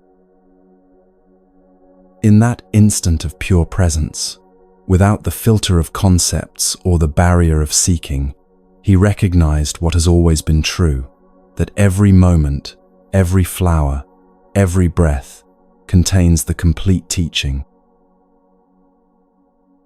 You see, my friends, the deepest wisdom cannot be contained in books or captured in words. It lives in the space between thoughts, in the silence between sounds, in the stillness that exists right now as you listen to these words. All of my teachings are ultimately invitations for you to discover this wisdom that you already possess, this understanding that is your very nature. The flower I held tonight was not special. Any flower would have served the same purpose.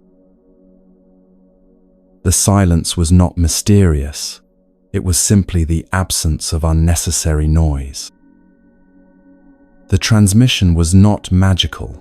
It was simply the recognition of what is always available when the mind stops grasping and allows itself to rest in natural awareness. This is why we practice meditation, why we cultivate mindfulness, why we study these teachings. Not to accumulate more knowledge, but to clear away the mental noise that prevents us from recognizing the wisdom that is our birthright. Not to achieve some special state, but to realize the perfection that exists in this very moment, exactly as it is.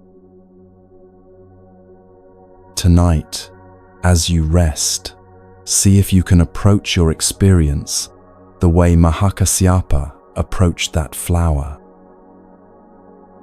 Instead of thinking about your breathing, simply breathe. Instead of analyzing the sounds around you, simply listen. Instead of trying to understand peace, simply be peaceful. In that simplicity, you may discover that the greatest teachings are not heard with the ears, but recognized with the heart that has remembered how to be still.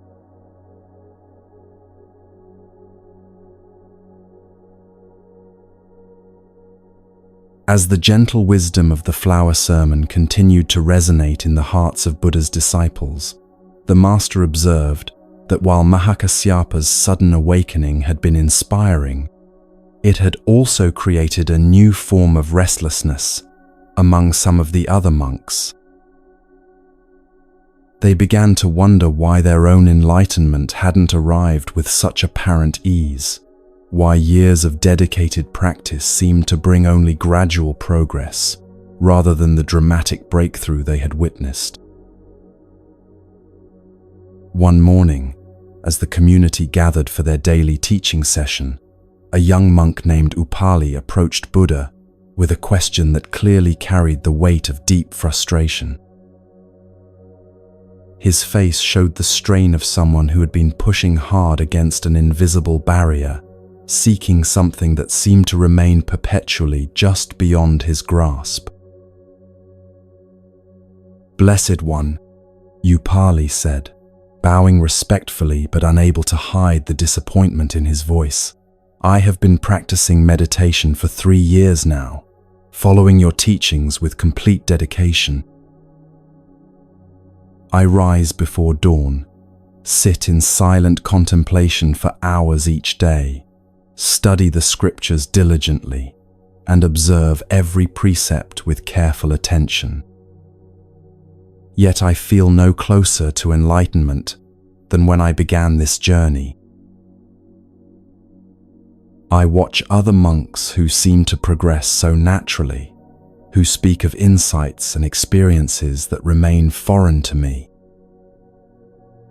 I see disciples like Mahakasyapa receiving profound transmissions that I cannot even comprehend, let alone experience myself. Sometimes I wonder if I am simply not suited for this path, if perhaps I belong to those beings who are destined to struggle through countless lifetimes before finding awakening. Master, how long will it take for me to reach enlightenment? What am I doing wrong that prevents me from making the spiritual progress I long for? Please, if you have any guidance that might help me understand why this journey feels so difficult, I would be grateful to receive it." Buddha listened to Upali's heartfelt confession with the deep compassion of someone who understood intimately the spiritual impatience that can arise even in the most sincere seekers. He recognized in this young monk's questions the same restless seeking that he himself had experienced during his own years of searching before enlightenment. Rather than offering immediate reassurance or simple answers, Buddha settled back against the great tree under which they were gathered and spoke in the tone of someone about to share a story that contained medicine for a very specific form of spiritual suffering. "My dear Upali," he began, "let me tell you about another monk who once struggled with the very same questions that trouble you now. This monk lived in a small monastery, nestled high in the mountains, where the air was clear and the silence was so profound that it seemed to invite the deepest contemplation. Like you, he was earnest in his practice, rising each day with the sun to begin long hours of meditation, study, and spiritual exercise. Like you, he had heard stories of other practitioners who seemed to achieve remarkable insights with apparent ease, and he couldn't understand why his own progress felt so slow and uncertain. One day, his frustration reached such a peak that he decided to approach his master with a complaint very similar to the one you have just shared with me. "Teacher," he said, "I have been following this path for many years, yet I feel like I am walking in circles, getting nowhere. When will I finally achieve the enlightenment I seek? How much longer must I wait before I find what I am looking for?" The master listened carefully, then told his student a story that would change the entire direction of his understanding. "My son," the old teacher said, "let me tell you about a man who owned a beautiful ox, a magnificent animal that was his most treasured possession and his faithful companion in all of life's work.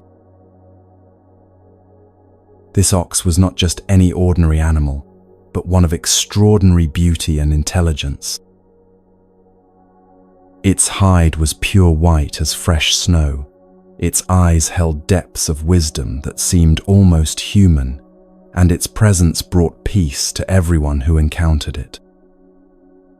The man and his ox were inseparable, working together each day in perfect harmony, sharing a bond that went far beyond the relationship between human and animal. But one morning, the man awoke to discover that his beloved ox had vanished during the night. Panic filled his heart as he searched the immediate area around his home, calling the animal's name and looking in every familiar place where it might have wandered. When this initial search proved fruitless, his concern grew into genuine alarm. Determined to find his precious companion, the man set out on what would become a long and difficult journey. Day after day, he traveled through unfamiliar territories, asking every person he met whether they had seen his lost ox. He searched through dense forests where sunlight barely penetrated the canopy, climbed steep mountain paths that left him exhausted and breathless, and crossed vast meadows that seemed to stretch endlessly in every direction. Weeks passed, and still there was no sign of the missing animal. The man's clothes became worn from constant travel. His feet grew sore from walking on rough terrain, and his heart began to heavy with the fear that he might never see his beloved ox again. Yet he persisted in his search, driven by the deep love he felt for his lost companion and the conviction that somewhere, somehow, they would be reunited. Then one day, as he was walking along a winding path through a particularly beautiful valley, something caught his attention. There, pressed clearly into the soft earth beside the trail was a hoofprint that looked unmistakably familiar.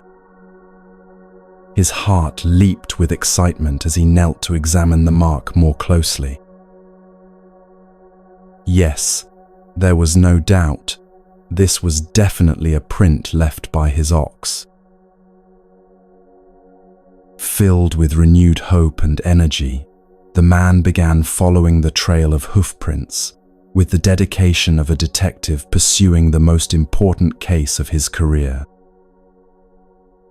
The tracks led him through winding mountain paths, across crystal-clear streams, and into hidden valleys he had never seen before.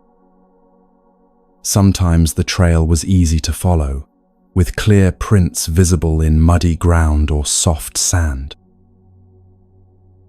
Other times it became difficult to trace, requiring him to search carefully among rocks and hard-packed earth for the faintest signs of his ox's passage.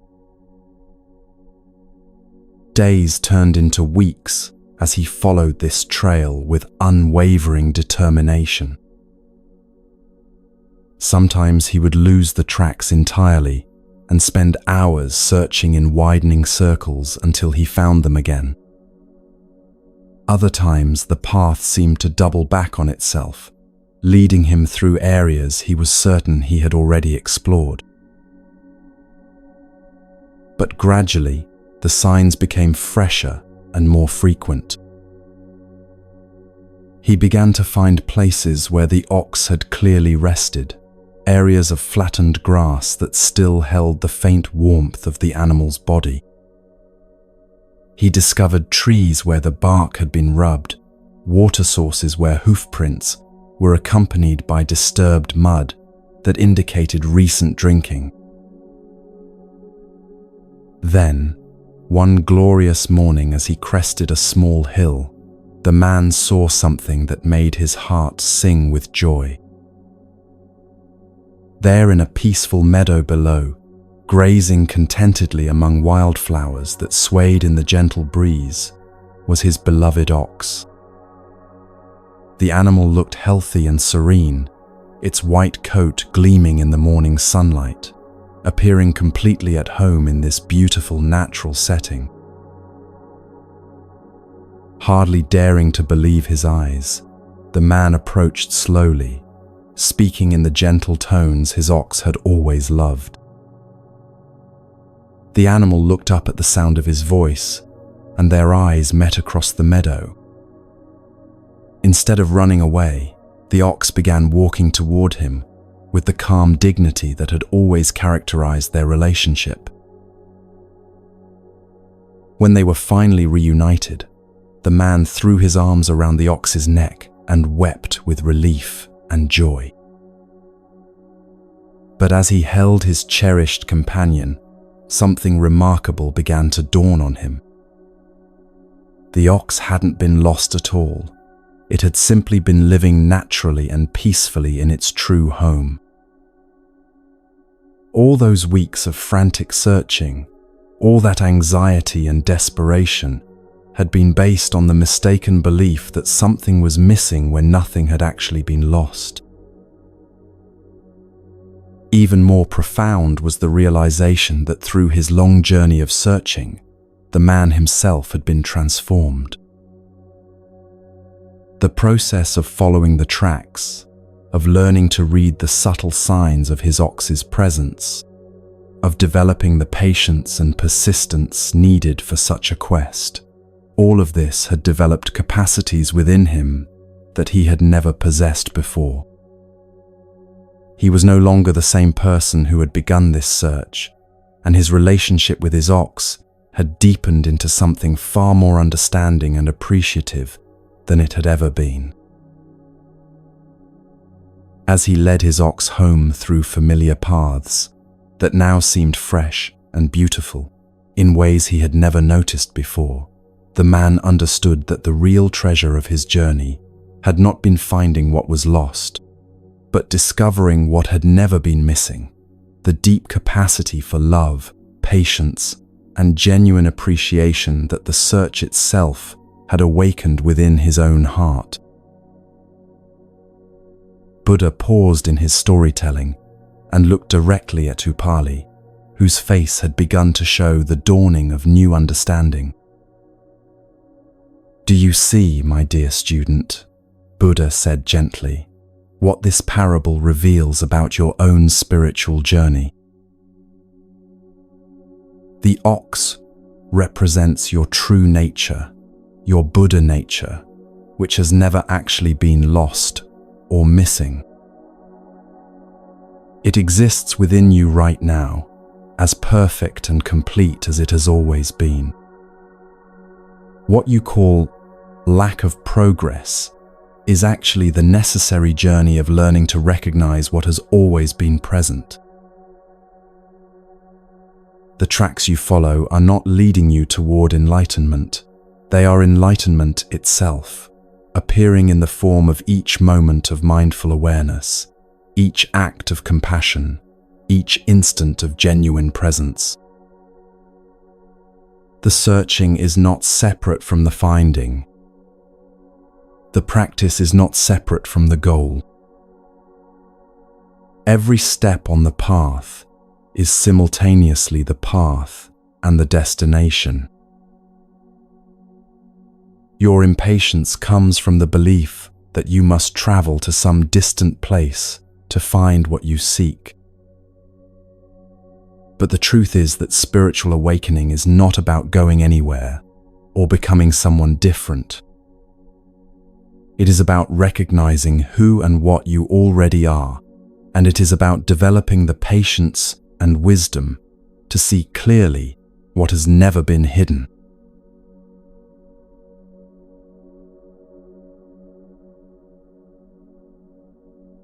The profound teaching about the lost ox had clearly resonated with Upali and many of the other disciples who were beginning to see their spiritual journey in an entirely new light. But as Buddha observed their faces in the gentle afternoon light filtering through the monastery trees, he recognized that another crucial understanding was still needed. While they were beginning to grasp that enlightenment was not something distant to be achieved, many still struggled with a fundamental question about the spiritual path itself. If their true nature was already perfect, if Buddha nature was already present, then why did they need teachings at all? Why did Buddha himself offer so many different practices, meditation techniques, and methods if the goal was simply to recognize what was already there?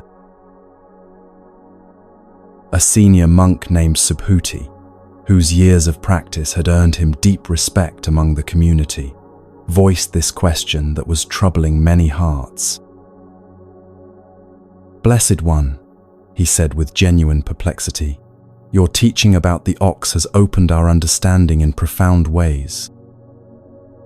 We begin to see that we are not seeking something absent, but recognizing something present. Yet this creates confusion about the role of all the methods you have given us. If our true nature is already perfect, why do we need the Eightfold Path? If enlightenment is not something to be attained but something to be recognized, why do you teach us meditation techniques, ethical guidelines, and countless practices?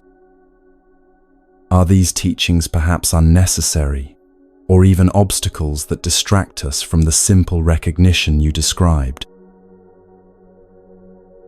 Buddha smiled with the deep satisfaction of a teacher whose students were asking exactly the right questions.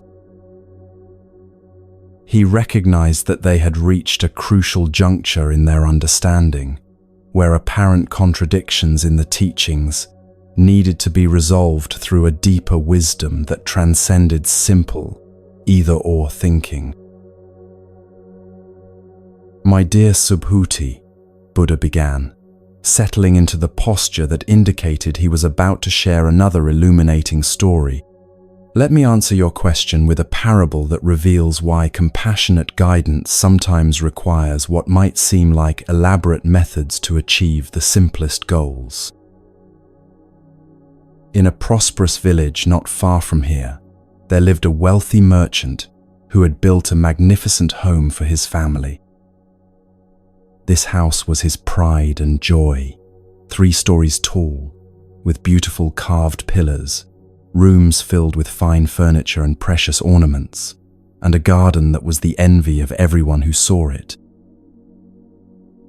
But more precious to him than all these material treasures were his 3 young children, who brought light and laughter to every corner of their beautiful home. The merchant was a man devoted to his work, often traveling to distant cities to conduct business that would provide for his family's comfort and security. His children, aged between 5 and 10 years old, had grown accustomed to playing together during their father's frequent absences, finding endless entertainment in the many rooms and treasures their home contained. One autumn day, while the merchant was away, negotiating an important contract in a neighboring town, a terrible accident occurred. A cooking fire in the kitchen, left unattended by a careless servant, began to spread beyond its proper boundaries. The flames caught the wooden beams of the ceiling, then spread rapidly through the dry timber that formed the house's structure. Within minutes, what had begun as a small mishap had transformed into a raging inferno that consumed room after room with terrifying speed. The servants who discovered the fire immediately fled to safety, but in their panic, they forgot about the 3 children who were playing in an upstairs room, completely absorbed in their games and unaware of the deadly danger that was spreading beneath them. When the merchant returned from his business trip and saw smoke billowing from his home, his heart filled with a terror more profound than anything he had ever experienced. Racing toward the house, he could see through the windows that the ground floor was already engulfed in flames, while the staircase that led to the upper levels was beginning to catch fire as well. He shouted desperately toward the upstairs windows where he knew his children were playing. "Children, come down immediately. The house is on fire. You must leave now before it's too late." But his children, safely ensconced in their upstairs playroom, could not see the flames that threatened them. They heard their father's voice, but interpreted his urgent cries as perhaps some new kind of game or possibly an interruption of their current entertainment.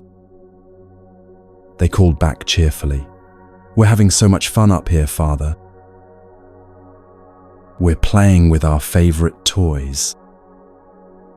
Can't we stay just a little longer?" The merchant's desperation grew as he watched the flames climbing higher, knowing that within minutes the fire would reach his children's room. He tried shouting more urgently about the danger, explaining in detail how the fire was spreading and why they needed to escape immediately. But the children, absorbed in their play and unable to see the threat for themselves, continued to treat their father's warnings as unnecessary interruptions to their enjoyment. Suddenly, the merchant remembered something that brought a flash of inspiration to his terrified mind. His children had been begging him for months to buy them each a toy cart, not just any ordinary toys, but 3 specific types they had seen in the village marketplace and talked about endlessly. The oldest wanted a goat-drawn cart The middle child dreamed of a deer-drawn cart, and the youngest had set her heart on an ox-drawn cart.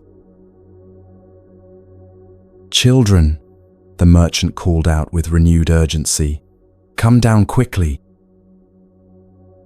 I have wonderful news. I've just returned from town with the most amazing surprise. I've brought those special carts you've been wanting. There's a goat cart, a deer cart, and an ox cart waiting for you right outside. But you must come down immediately to see them." This promise had an immediate and dramatic effect.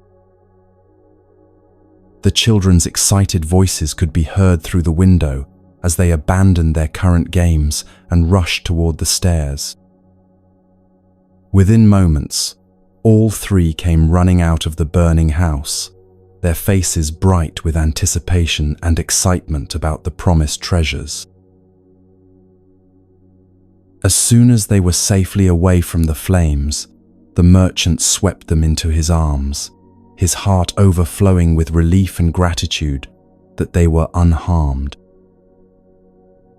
The children looked around eagerly for the carts he had promised, their eyes scanning the area in front of the house.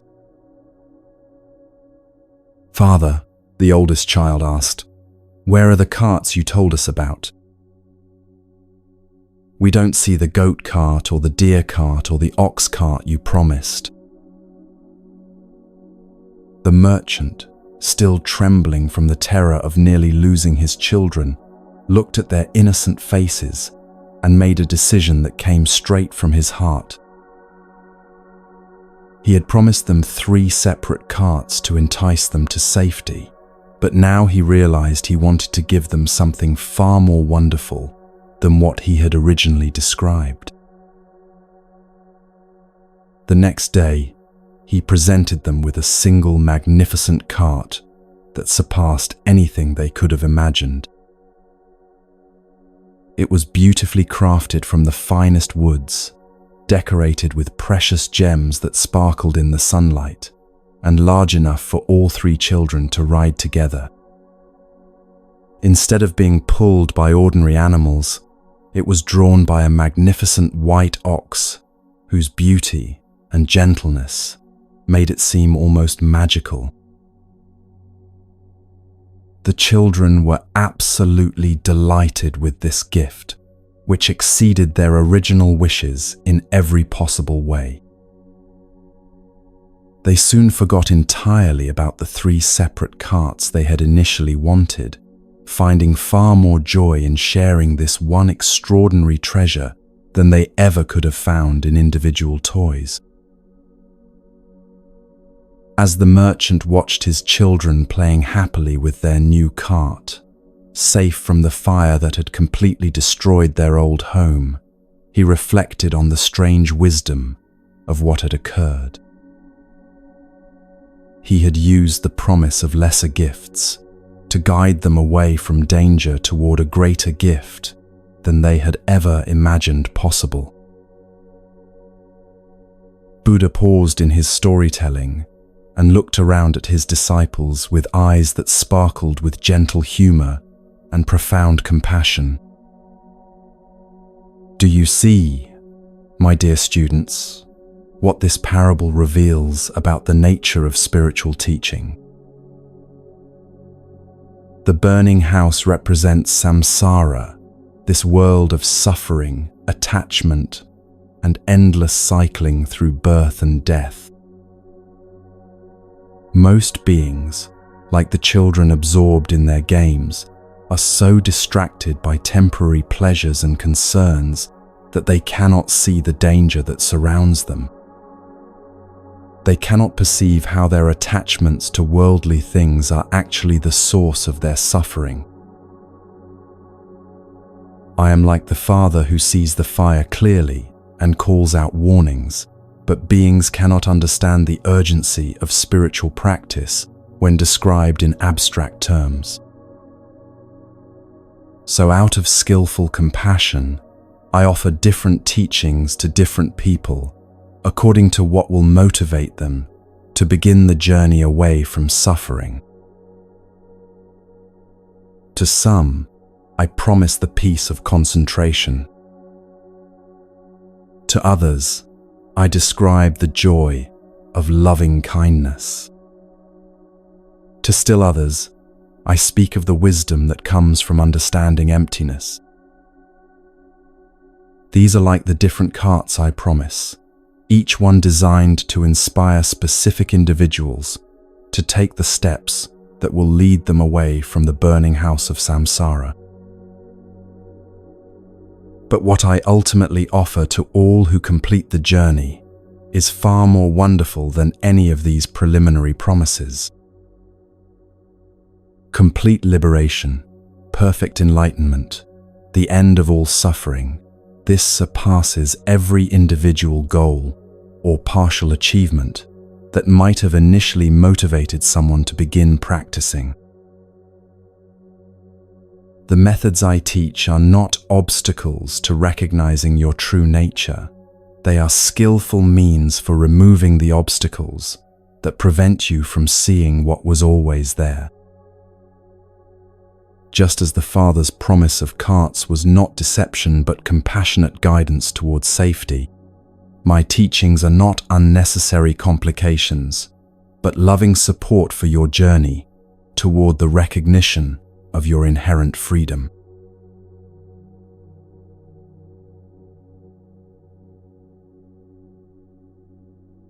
The teaching about skillful means had provided the disciples with a profound new understanding of why Buddha offered so many different practices and approaches. Yet, as they reflected on the parable of the burning house, some began to wonder about the relationship between spiritual practice and the inevitable encounters with worldly pleasures that filled their daily lives. Even as dedicated monks, they still experienced moments of enjoyment, the taste of a particularly delicious meal offered by generous villagers, the beauty of a sunset that took their breath away, the warmth of companionship during community gatherings. If these pleasures were natural parts of human experience, how should they relate to them on the spiritual path? Should all enjoyment be viewed with suspicion, or was there a way to experience life's sweetness without falling into the trap of attachment? A thoughtful monk named Kakayana approached Buddha with this question that had been weighing on many hearts. "Master," he said respectfully, "your teaching about the burning house helps us understand why we need guidance away from the dangers of samsara. But this raises a question about how we should relate to the pleasures we encounter along the way. Should we view all enjoyment as dangerous distraction, or is there wisdom that allows us to experience beauty and pleasure without being trapped by them?" Buddha nodded approvingly at this nuanced question, recognizing that his students were developing the kind of sophisticated understanding that moved beyond simple rules toward genuine wisdom. "Kakayana," he replied, "your question touches on one of the most important skills for anyone walking the spiritual path. Let me share with you a story that illustrates both the dangers and the possibilities that exist in our relationship with worldly pleasures. Once upon a time, in a dense forest where ancient trees created a canopy so thick that sunlight reached the ground in only scattered golden beams, there lived a skilled hunter who had learned to capture wild animals using a method that was both clever and cruel. This hunter understood that most forest creatures possessed a natural wariness that made them difficult to approach directly, so he had developed a strategy that took advantage of their innocent desires. The hunter would venture deep into the forest, carrying a small clay pot filled with the most delicious honey, honey so pure and sweet that its fragrance could attract animals from great distances. But this honey contained a terrible secret. Into its golden sweetness, the hunter had mixed a deadly poison that would bring quick death to any creature that consumed even a small amount. Finding a well-traveled animal path near a stream where creatures came to drink, the hunter would carefully spread this poisoned honey on large leaves, then retreat to a hiding place where he could observe the results of his trap. The sweet aroma would drift through the forest air, drawing curious animals who had no way of detecting the danger hidden within something that smelled so appealing. One day, a beautiful deer wandered along this forest path, her graceful movements and alert eyes showing the natural wisdom that had kept her safe through many seasons. As she approached the stream for her daily drink, the incredible sweetness of the honey reached her sensitive nostrils. She had never encountered anything quite like this scent. It was far more enticing than any flower, nectar, or tree sap she had ever discovered. The deer paused, her instincts warning her to be cautious of anything unusual in her familiar territory. She circled the honey-covered leaves several times, testing the air for any signs of danger, listening carefully for sounds that might indicate the presence of predators. Everything seemed safe, and the alluring fragrance grew stronger with each breath. Finally, her desire overcame her caution. She approached the leaves and took a small, tentative taste of the honey. The sweetness that flooded her mouth was more delicious than anything she had ever experienced, richer than the nectar of spring flowers, more satisfying than the sweetest fruits of summer.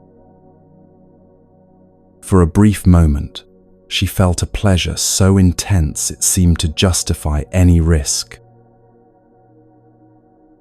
But within minutes of consuming the honey, the deer began to feel strange sensations coursing through her body.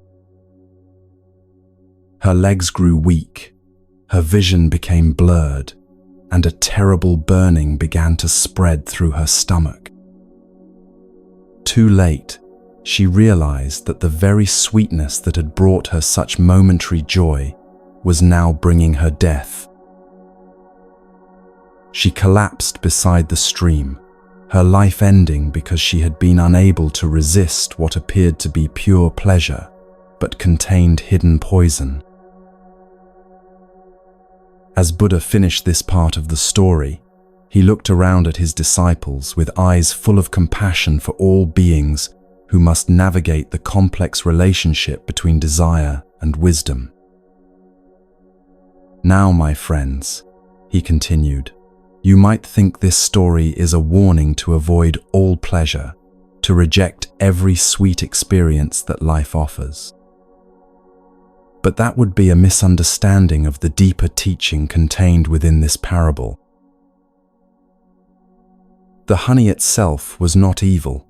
It was genuinely sweet and nourishing. The problem was not the pleasure, but the poison that had been mixed with it, and the deer's inability to distinguish between what was safe to enjoy and what was dangerous to consume. In our human lives, we encounter many experiences that offer genuine sweetness, the joy of friendship, the beauty of nature, the satisfaction of meaningful work, the pleasure of artistic expression. These experiences are not inherently poisonous. They become dangerous only when we approach them with the poison of attachment, when we demand that they provide permanent satisfaction, when we become so dependent on them that our peace depends on their continued presence. The wise practitioner learns to distinguish between pleasure and attachment, between enjoyment and craving. When you taste delicious food, you can appreciate its flavor fully without demanding that the pleasure last forever. When you witness a beautiful sunset, you can be moved by its splendor without trying to possess it or recreate it. When you experience friendship, you can cherish the connection without clinging so tightly that you destroy the very freedom that makes relationship possible. This discernment comes from mindfulness, the ability to observe your own responses to pleasant experiences. When pleasure arises, notice whether it is accompanied by grasping, by demands that it continue indefinitely, by anxiety about losing it.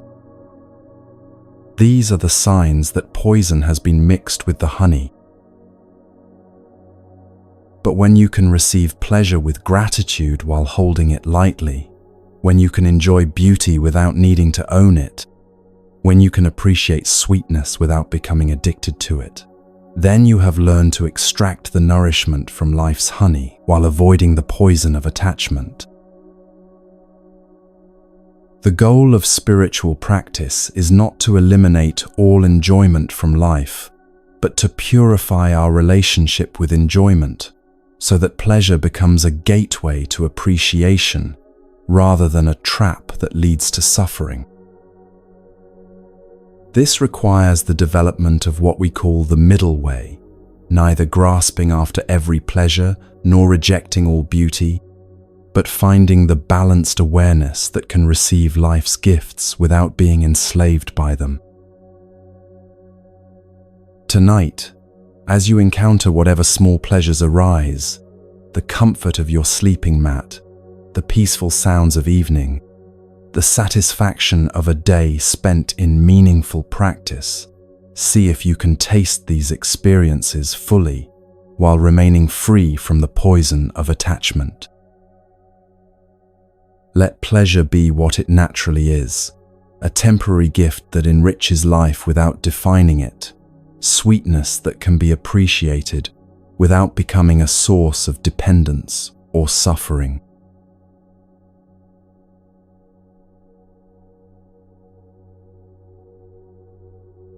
There was once a young man born into a peaceful village, given the name Ahimsa, which means the harmless one.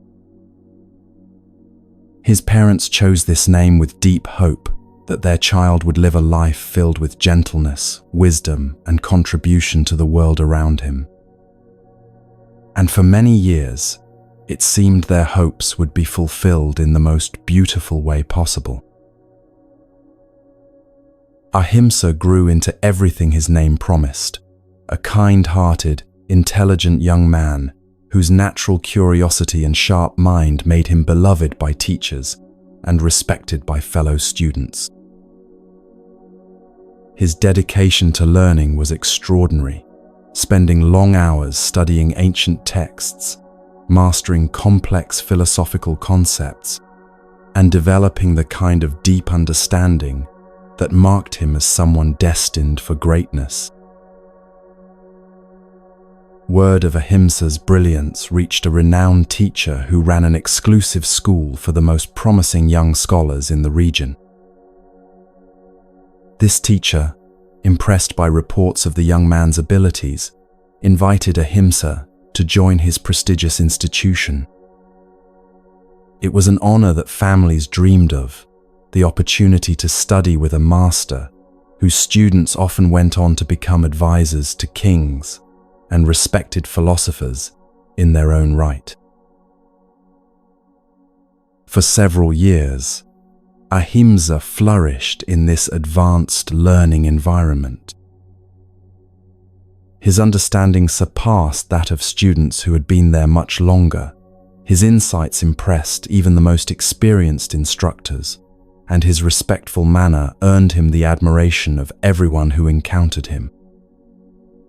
It seemed that his path toward becoming a great teacher and scholar was unfolding exactly as it should. But within the heart of his master, a darkness was growing that would prove catastrophic for this promising young man. As Ahimsa's abilities continued to shine ever more brightly, the teacher began to feel threatened rather than proud. Jealousy crept into his thoughts like poison, followed by fear that his own reputation might be overshadowed by this brilliant student. These toxic emotions festered until they transformed into a hatred so intense that the teacher decided to destroy the very person whose gifts had once brought him such satisfaction. Using his position of authority and the trust that people naturally placed in him, the teacher began spreading malicious lies about Ahimsa's character.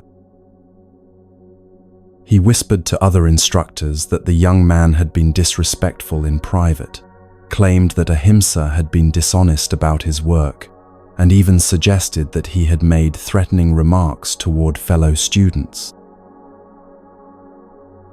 These fabricated accusations, coming from such a respected source, spread through the school community like flames through dry grass. Students who had once admired Ahimsa began to view him with suspicion. Teachers who had praised his dedication started to question his motives. The warm atmosphere of learning and fellowship that had nurtured his growth was replaced by cold stares, whispered conversations that stopped when he appeared, and an isolation that grew more complete with each passing day. Eventually, the lies achieved their intended purpose. Ahimsa was expelled from the school in disgrace, branded as dangerous and unworthy, cast out from the community that had once celebrated his promise. The young man who had devoted his life to truth and learning suddenly found himself rejected by the very world he had served so faithfully. The shock and betrayal of this experience shattered something fundamental in Ahimsa's heart. He wandered into the wilderness, consumed by a rage and despair unlike anything he had ever imagined possible.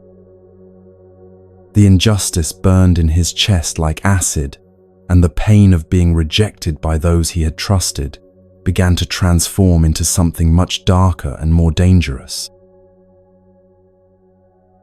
In his lost and broken state, Ahimsa encountered a group of bandits who saw in his bitterness and strength a potential recruit for their violent way of life.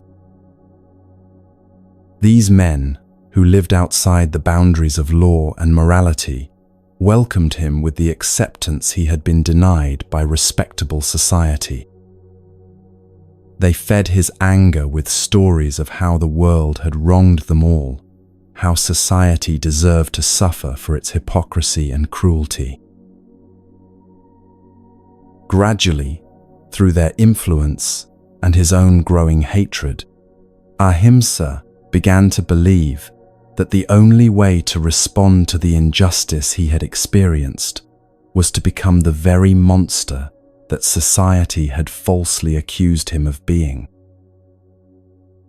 If the world insisted on seeing him as dangerous and evil, then perhaps he would give them exactly what they expected. The transformation from Ahimsa the scholar to what he would become was not immediate, but once it began, it progressed with terrifying speed. He adopted a new name that would strike fear into the hearts of everyone who heard it, Angulimala, which means garland of fingers, for he began the horrific practice of killing travelers and cutting off one finger from each victim to create a gruesome necklace that symbolized his complete rejection of human compassion. For months, Angulimala terrorized the countryside, becoming the most feared serial killer in the entire region. He would hide along forest paths and mountain roads, attacking lone travelers with a savagery that seemed to come from some place beyond human understanding. His string of fingers grew longer with each murder, and his reputation became so terrible that merchants refused to travel certain routes, and entire villages would lock their doors at sunset. By the time he had committed his 999th murder, Angulimala had become a figure of such terror that even the bravest warriors avoided the forests where he was known to hunt. He needed only one more finger to complete his grotesque garland of 1,000, and he had made a vow that once he reached this number, he would seek out and kill the teacher whose betrayal had started him on this path of destruction. It was at this moment that Buddha, aware of the terrible suffering this lost soul was both experiencing and causing, made the compassionate decision to enter the very forest where Angulimala was hunting. Despite urgent warnings from villagers and even his own disciples, Buddha walked alone into the dangerous wilderness, not out of ignorance of the risk, but from a profound understanding that sometimes the greatest love requires walking directly toward the greatest darkness. As Buddha moved peacefully along the forest path, enjoying the morning sunlight filtering through the leaves and the songs of birds who knew nothing of human violence, he became aware that he was being stalked. He could sense the presence of someone moving through the trees with the skill of a predator who had perfected the art of hunting human beings. When Angulimala finally emerged from his hiding place, the sight of him would have terrified most people into paralysis. He was a large, powerful man whose body showed the marks of living violently in the wilderness. His hair was wild and matted, his clothes were stained with blood, and around his neck hung the horrific necklace of 999 human fingers, evidence of brutality that seemed to place him beyond any possibility of redemption. But Buddha saw something that others had missed entirely. Beneath all the rage and violence, he could perceive the remnants of the gentle scholar Angulimala had once been, and more importantly, he could see the Buddha nature that remained perfectly intact, despite everything this man had done. This recognition filled Buddha's heart not with fear, but with infinite compassion for the suffering that had driven Angulimala to such extremes. Angulimala began running toward Buddha with his weapon raised, clearly intending to make him his 1,000th victim. But as he ran, something extraordinary began to happen that challenged everything he thought he understood about reality. Though Buddha continued walking at his normal, peaceful pace, Angulimala found himself unable to close the distance between them. No matter how fast he ran, no matter how much effort he exerted, Buddha remained just beyond his reach, walking calmly ahead, as if the very laws of space and time were bending to protect compassion from violence. This continued until finally Angulimala stopped in complete exhaustion and bewilderment. Breathing heavily, sweat pouring down his face, he called out in frustration that carried within it the first crack in the armor of hatred he had built around his heart. "Stop, monk," he shouted. "Stop running. Why can't I catch you?" Buddha turned to face him then, and in that moment, he spoke words that would change everything. "Angulimala," he said with infinite gentleness, "I have stopped. It is you who are still running." These words hit Angulimala with the force of lightning, illuminating a landscape that had been hidden in darkness for years. In that instant, he understood that Buddha was not speaking about physical movement, but about the deeper truth of existence itself. Buddha had stopped running from life, stopped running from pain, stopped running from the truth of what it means to be human. But Angulimala had been running for so long, running from the pain of betrayal, running from his own capacity for goodness, running from the possibility of peace, that he had forgotten what it felt like to be still. The weapon fell from his hands as the full weight of this realization penetrated his consciousness.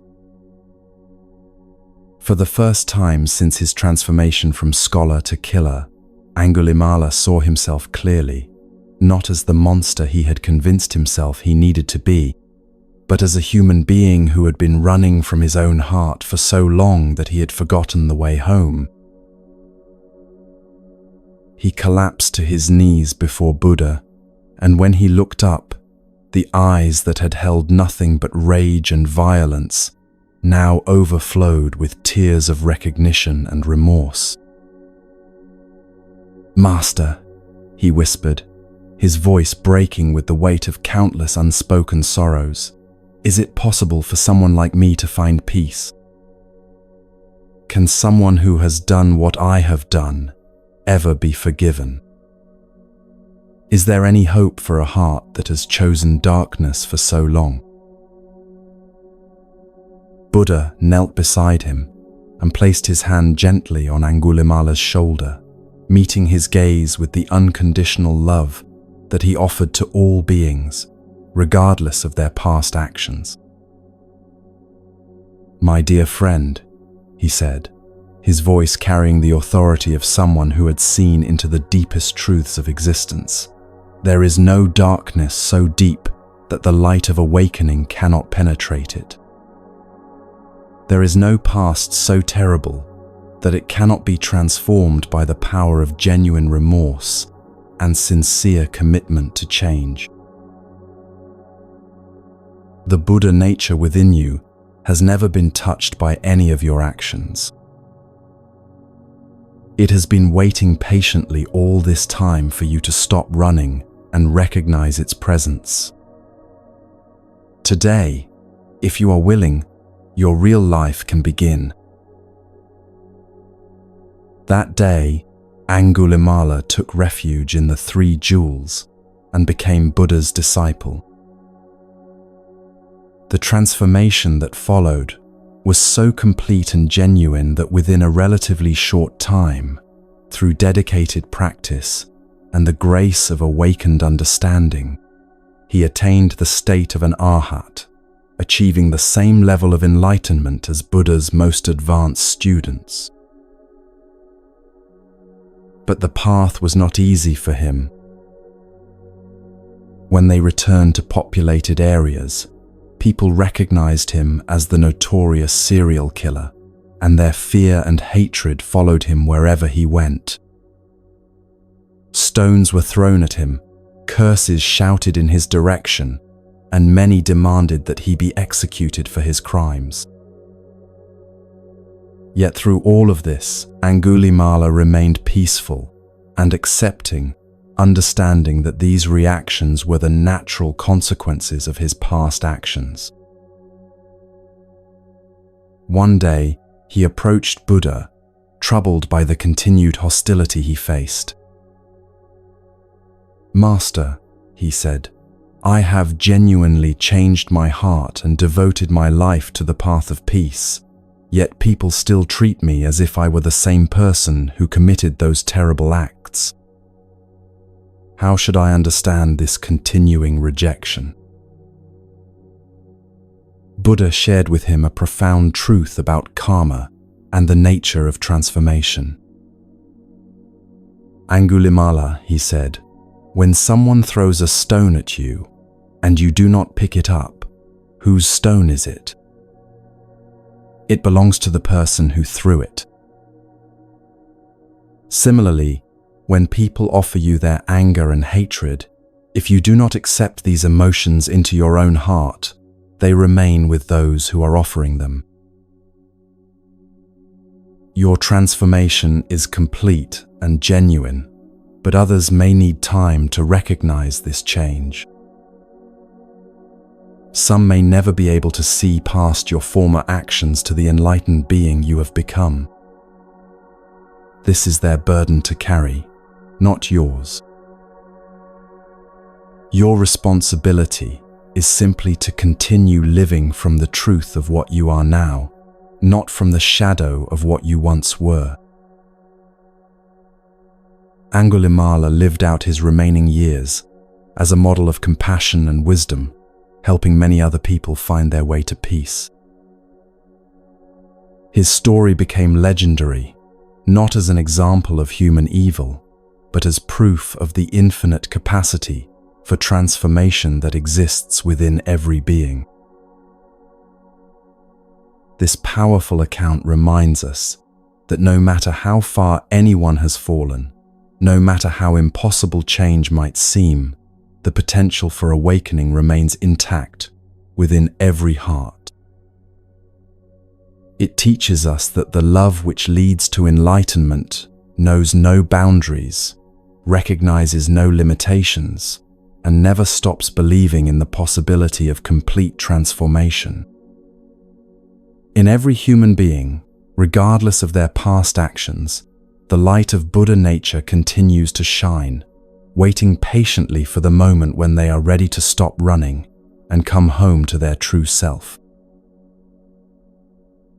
Tonight, as you rest, let this story remind you that redemption is always possible, that love is stronger than hatred, and that within your own heart lies the same infinite potential for awakening that transformed a serial killer into an enlightened sage.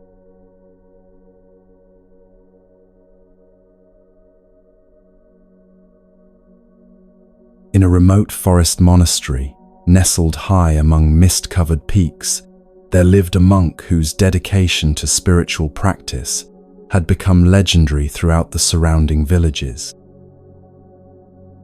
His name was Kassapa, and he had earned a reputation for the most rigorous and extreme forms of ascetic discipline that anyone had ever witnessed.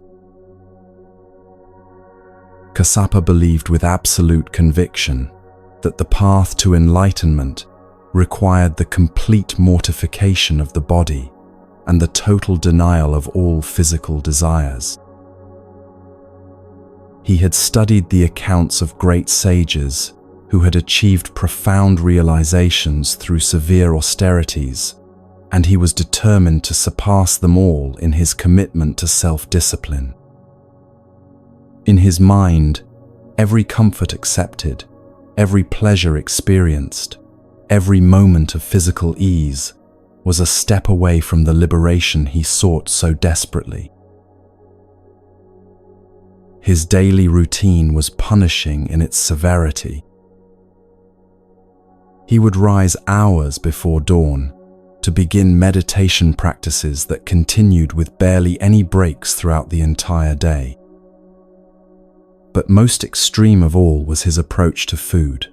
Kassapa would fast for days at a time, believing that by denying his body nourishment, he was purifying his spirit and demonstrating his complete detachment from worldly concerns. These extended fasts were not occasional practices, but a regular part of his spiritual discipline. He would go 3 days eating nothing, then perhaps accept a single handful of rice before beginning another fast that might last even longer. His body had become painfully thin, his ribs clearly visible beneath skin that had taken on a greyish pallor, and his movements had slowed to those of someone much older than his actual years. Yet Kassapa wore his physical deterioration like a badge of honor. Each day that he successfully resisted the body's demands for food felt like a victory over the material world, a step closer to the complete transcendence he believed was necessary for awakening. When other monks expressed concern about his health, he would respond that their worry showed they were still attached to the illusions of bodily existence. The other residents of the monastery watched Kassapa's extreme practices with a mixture of admiration and concern. Some genuinely respected his unwavering commitment and wondered if perhaps they were not dedicated enough to their own spiritual development. Others worried that he was harming himself in ways that might actually impede rather than advance his spiritual progress, but none felt qualified to challenge someone whose reputation for holiness had spread so widely. One morning, as Kassapa sat in meditation near the entrance to the monastery, a young village boy happened to pass by on his way to gather herbs for his family.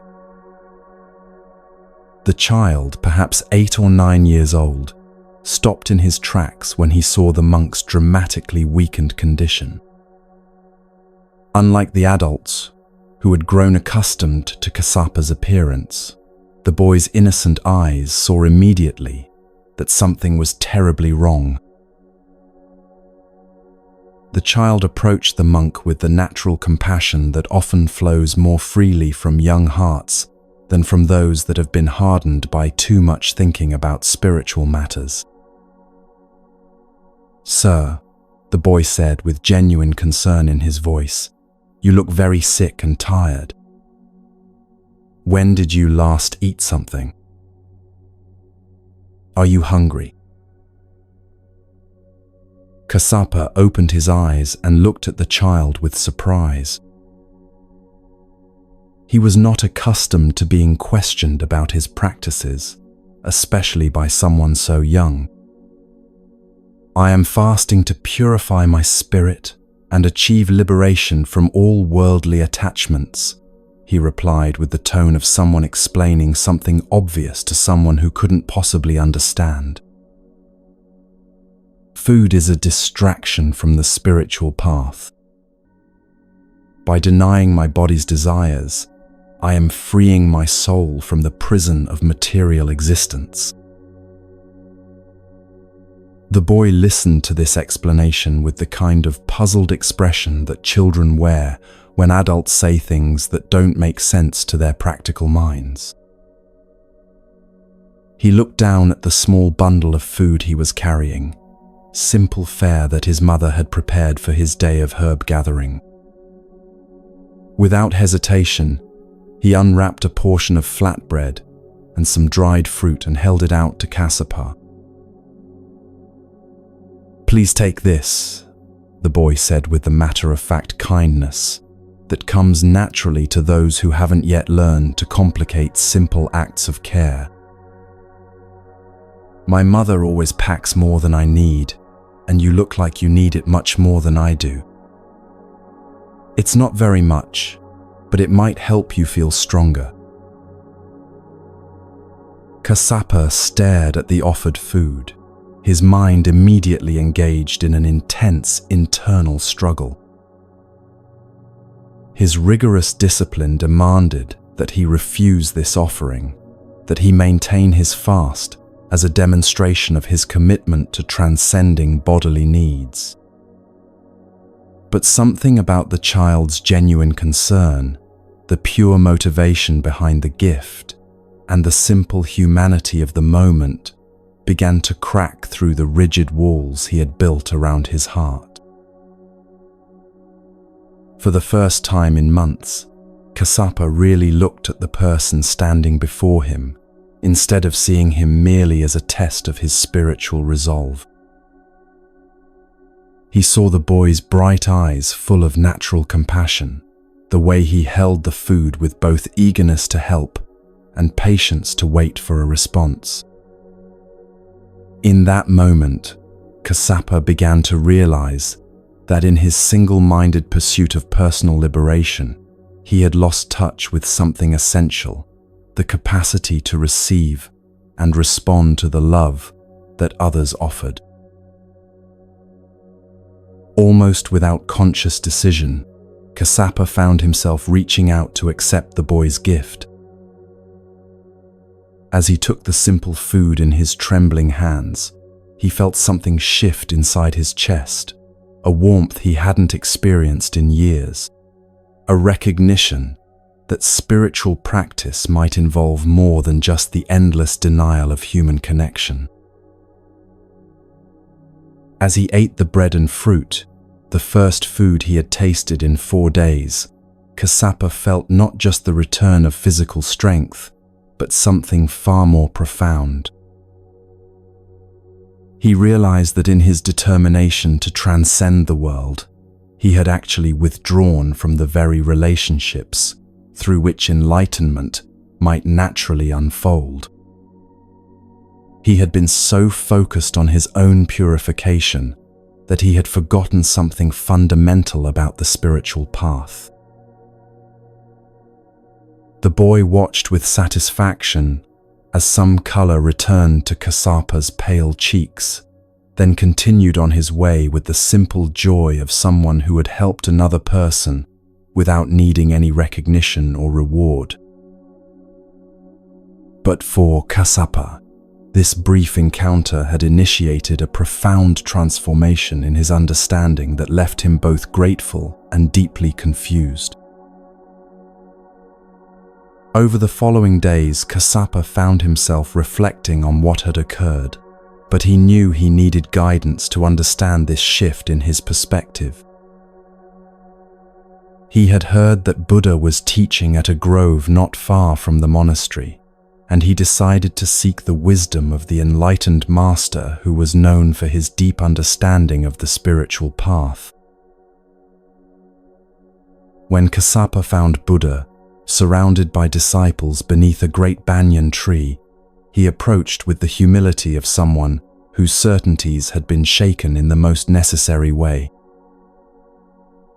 He prostrated himself before the teacher and shared his story, his years of extreme fasting, the encounter with the village boy, and the confusion this had created about everything he thought he understood about spiritual practice. "Blessed One," Kassapa said, his voice carrying both respect and vulnerability, "I have devoted years to the strictest discipline, believing that by denying my body all comfort, I was purifying my spirit. But a young boy's simple act of kindness has made me question everything. When I accepted his food, I felt something awaken in my heart that years of fasting had never achieved. Have I been practicing wrongly all this time? What is the true relationship between discipline and compassion on the path to enlightenment?" Buddha listened with the gentle attention he gave to all sincere seekers, his eyes reflecting both understanding and compassion for this monk's genuine struggle. When Kassapa finished speaking, Buddha smiled with the warmth of someone who had seen many students discover this same crucial understanding. "My dear Kassapa," Buddha began, his voice carrying the authority of someone who had walked every aspect of the spiritual path. "Just as a bird needs 2 wings to fly, so does a seeker of truth need both wisdom and compassion. Discipline without compassion leads to rigidity and spiritual pride. Compassion without discipline can lead to indulgence and lack of focus.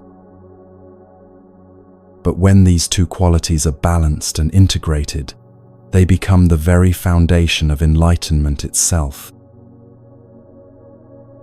Your years of practice were not wasted, but they were incomplete. True spiritual development requires both the inner work of purification and the outer expression of love.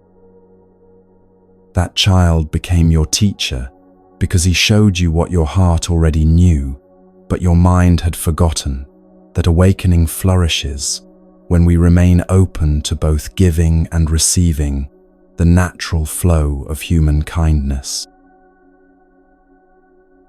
Extreme austerity can be a useful tool for developing self-discipline, but it becomes an obstacle when it hardens the heart against the very connections that allow wisdom to flower into compassion. The middle path I teach is not about finding a compromise between extremes, but about discovering the dynamic balance where discipline serves love and compassion is guided by wisdom.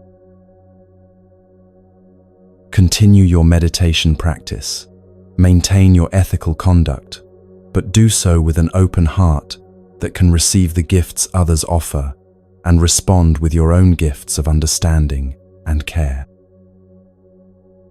When you practice this way, you will discover that spiritual progress accelerates because you are working with the natural flow of existence rather than against it. From that day forward, Kassapa returned to his monastery with a completely transformed understanding of the spiritual path.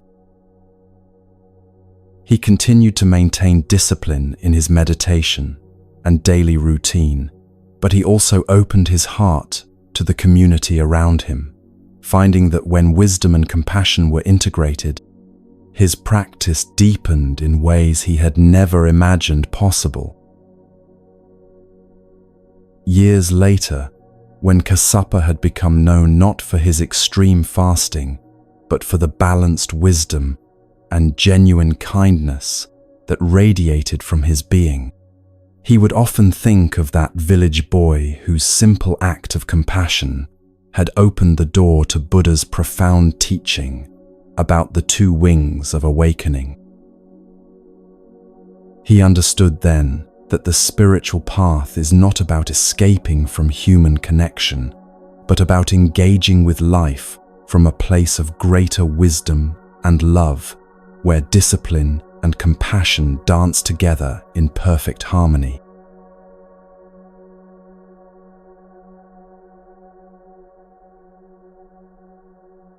One day, Buddha was sitting peacefully with his disciples when they were approached by a group of monks who appeared troubled.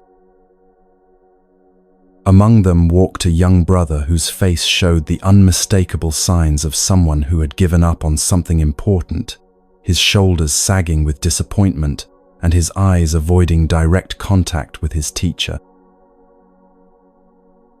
The senior monks bowed respectfully before Buddha, then gently urged their struggling companion forward.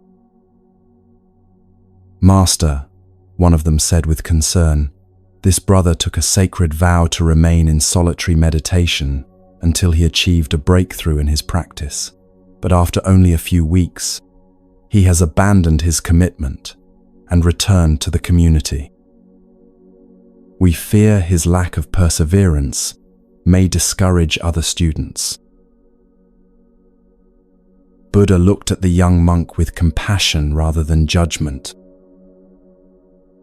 "Is this true, my friend?" Buddha asked gently. "Have you given up on the commitment you made to your practice?" The young monk nodded miserably. "Yes, master," he replied, his voice heavy with shame.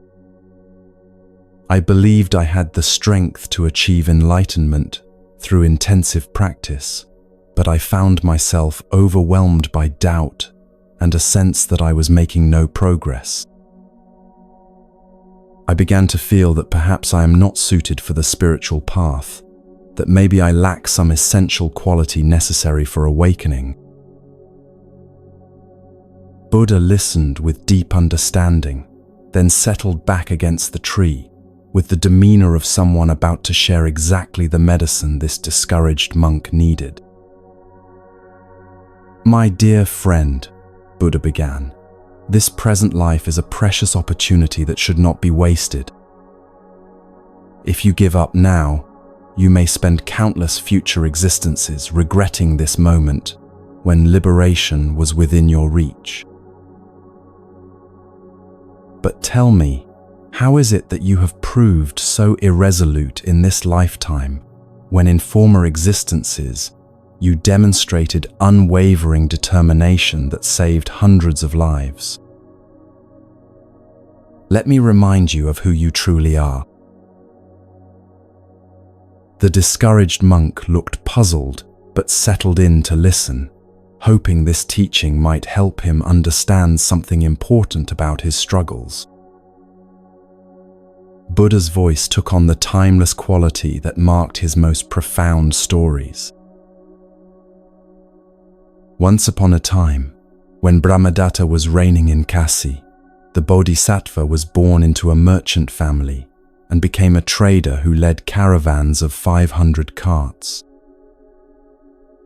This merchant, who was you in that previous lifetime, had earned a reputation for wisdom and the kind of steady courage that made others eager to join his expeditions. One season, his caravan decided to cross a vast sandy desert that stretched for many leagues, a journey both profitable and extremely dangerous. The sand was so fine it couldn't be held in a closed fist, and after sunrise it became hot as burning embers, making daytime travel impossible. Desert travelers had developed a specific method for safe crossing. They loaded extra supplies of wood, water, and food, then traveled only at night. At daybreak, they would camp under awnings, spending the day in shade until sunset when they could continue. This travel was like navigating an ocean, requiring skilled pilots who could guide caravans by reading the stars. Our caravan had successfully crossed 59 leagues of treacherous desert and was just one night away from safety.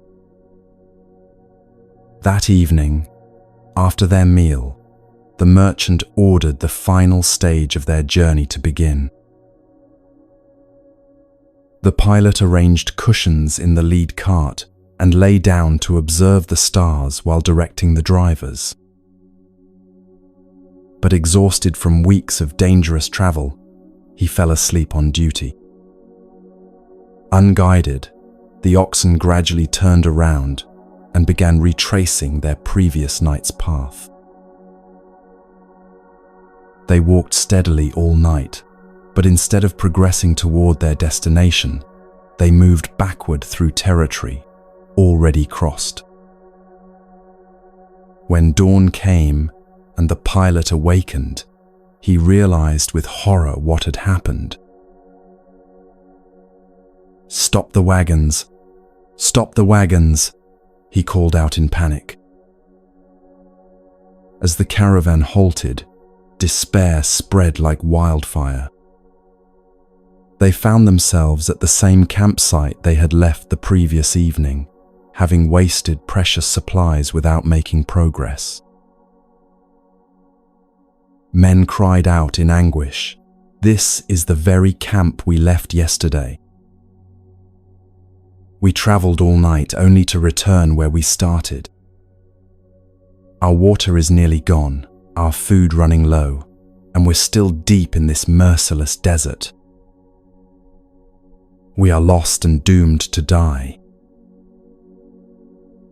They unyoked their oxen and spread canopies, but instead of resting, the entire caravan lay down in complete despair. Many had given up hope, convinced that death in the desert was inevitable. But the Bodhisattva refused to surrender. "If I lose heart," he said to himself, "all these people will perish. As their leader, I have a responsibility beyond my own fears. There must be a way to find water, and I must discover it before it's too late."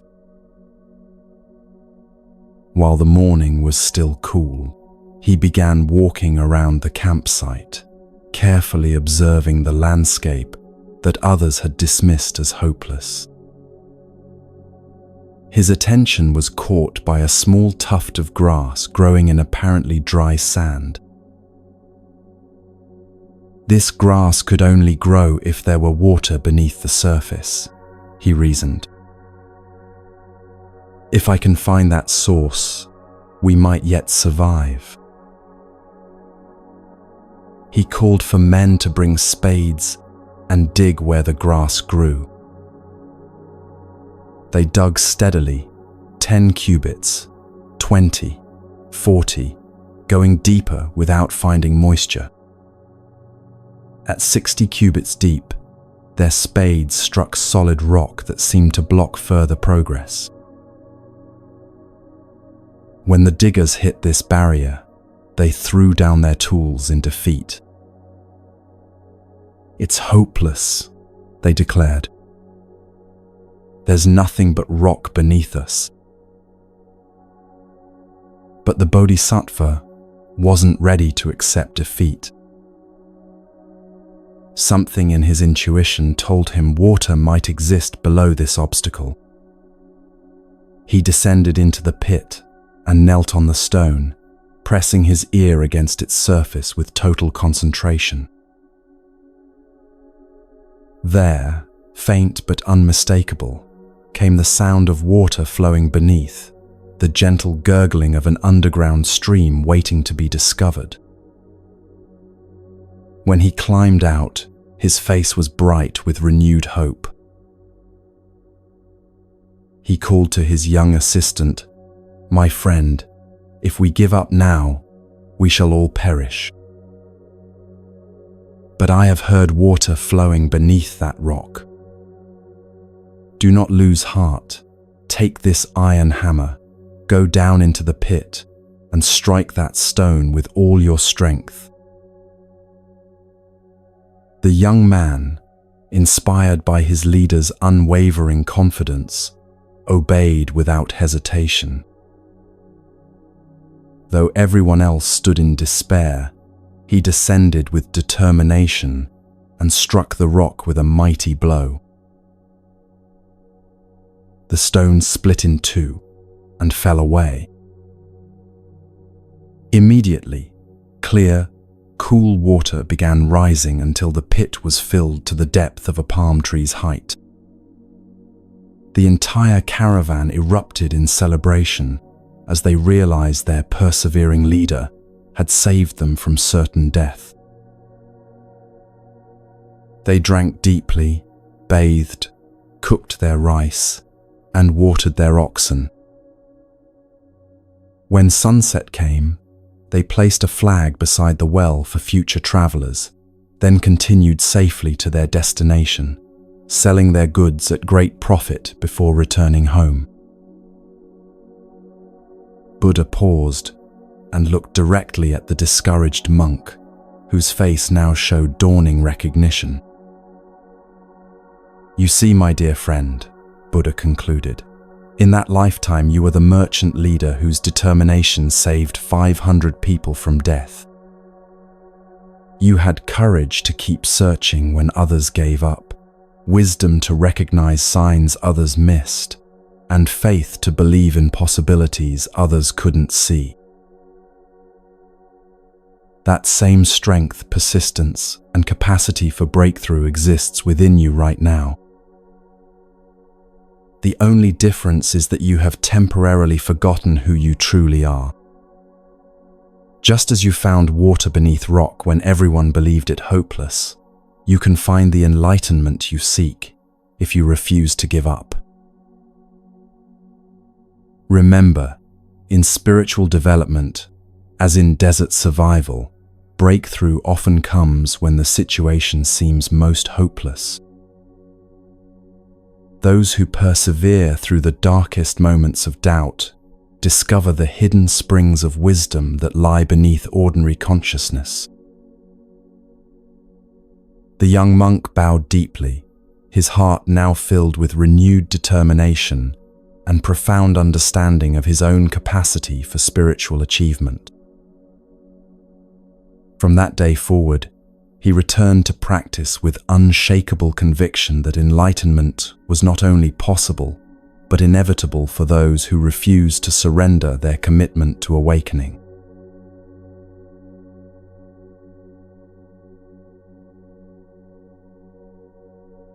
In a prosperous village surrounded by fertile fields and bustling marketplaces, there lived a wealthy merchant whose success in business had brought him everything that most people dream of possessing. His name was Dhananjaya, and his vast fortune had been accumulated through years of shrewd trading, careful investments, and an almost supernatural ability to recognize profitable opportunities that others overlooked. Dhananjaya owned multiple grand houses in different cities, each one filled with the finest furniture, precious artwork, and luxurious amenities that money could buy. His storehouses overflowed with grain, gold, and trade goods from distant lands. His stables housed the most beautiful horses, his gardens bloomed with rare flowers, and his table was always laden with delicacies that would make a king envious. By every external measure, Dhananjaya had achieved what society considers ultimate success. Merchants from other regions spoke his name with respect and envy.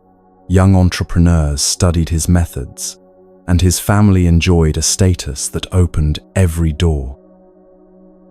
Yet, despite all these advantages, something fundamental was missing from his life.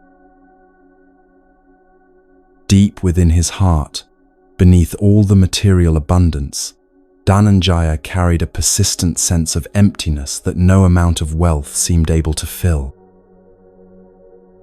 He would lie awake at night in his silk-covered bed, staring at the ceiling of his luxurious bedroom, wondering why he felt so restless and dissatisfied, despite having more than most people could imagine. The more successful he became, the more intense this inner emptiness grew. Each new acquisition would bring a brief moment of excitement, followed by the familiar return of that gnawing sense that something essential was still missing. He began to worry that perhaps some fundamental flaw in his character prevented him from experiencing the contentment his wealth should have provided. News eventually reached Dhananjaya that Buddha, the great awakened teacher, had come to their region and was offering guidance to all who sought wisdom. Stories of Buddha's profound understanding of the human heart and his ability to help people find lasting peace had spread throughout the land, attracting seekers from many distant places. Driven by a desperation that had been growing stronger with each passing month, Dhananjaya decided to approach this enlightened master, hoping that where his wealth had failed, spiritual wisdom might succeed in bringing him the contentment that had proved so elusive. He dressed in his finest robes, mounted his most magnificent horse, and set out for the grove where Buddha was teaching. When he arrived, Dhananjaya found Buddha sitting peacefully beneath a large banyan tree, surrounded by an atmosphere of such profound tranquility that it seemed to emanate from his very being. Buddha's simple orange robes and basic possessions stood in stark contrast to Dhananjaya's elaborate clothing and obvious wealth. Yet there was something about the teacher's presence that immediately commanded the deepest respect. Dhananjaya dismounted and approached with the mixture of humility and urgency that characterizes someone who has exhausted all other options. He prostrated himself before Buddha and then sat respectfully at a proper distance. "Blessed One," Dhananjaya began, his voice carrying the weight of years of accumulated frustration, "I have come to you because I am deeply troubled by a problem that seems to have no solution. I possess everything that people say should bring happiness, more wealth than I could spend in several lifetimes, beautiful homes, faithful servants, respect in my community, and a family that wants for nothing. Yet despite all these blessings, I feel empty inside, as if some essential ingredient for contentment is missing from my life. I have tried acquiring more possessions, expanding my business ventures, and increasing my social status, but nothing seems to fill this void that grows larger rather than smaller with each passing year. Please, if you have any wisdom that might help me find the happiness that seems to elude me despite all my advantages, I would be eternally grateful. Buddha listened to Dhananjaya's confession with the kind of complete attention that made the wealthy man feel truly heard for the first time in years. When Dhananjaya finished speaking, Buddha remained silent for several moments, his eyes reflecting a depth of understanding that seemed to see directly into the heart of the problem. "My friend," Buddha said finally, his voice carrying the gentle authority of someone who had seen deeply into the nature of human suffering, "I can see that your search for happiness has been sincere, even if it has been misdirected. What I am about to offer you is very powerful medicine for the kind of emptiness you describe, but it must be approached with complete faith and willingness to follow my guidance exactly. I will grant you 3 wishes, but these will not be ordinary wishes for more wealth or worldly success. These are spiritual wishes designed to address the root causes of your dissatisfaction. Are you prepared to trust my wisdom completely, even if what I prescribe seems different from what you might expect?" Dhananjaya's heart leaped with hope at this unexpected offer. "Yes, Blessed One," he replied eagerly. "I will follow your instructions precisely, no matter how unusual they might seem." Buddha nodded with compassionate approval. "Very well. For your first wish, I grant you complete freedom from all worries and troubles that disturb your peace. Go home and observe your mind carefully over the next few days, then return to tell me what you have discovered." Dhananjaya returned to his luxurious home feeling more optimistic than he had in months, convinced that his problems were finally going to be solved. But to his surprise and disappointment, he found that his mind continued to produce the same streams of worried thoughts as before.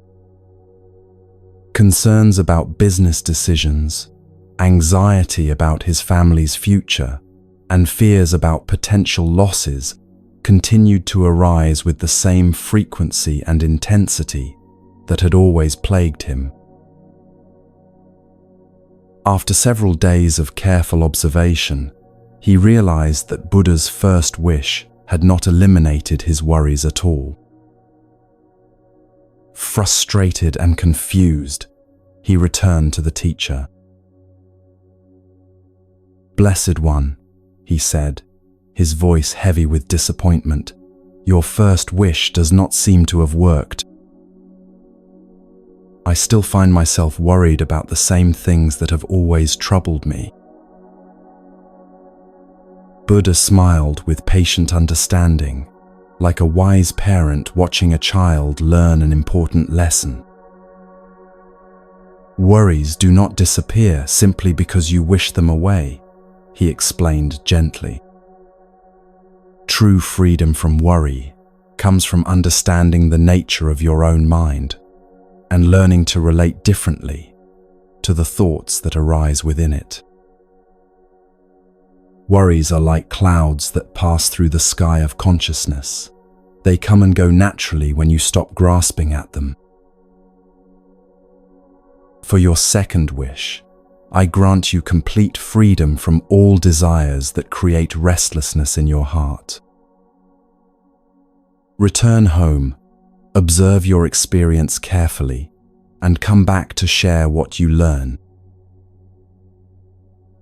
Again, Dhananjaya went home with high expectations, but again he found that the wish seemed to have no effect.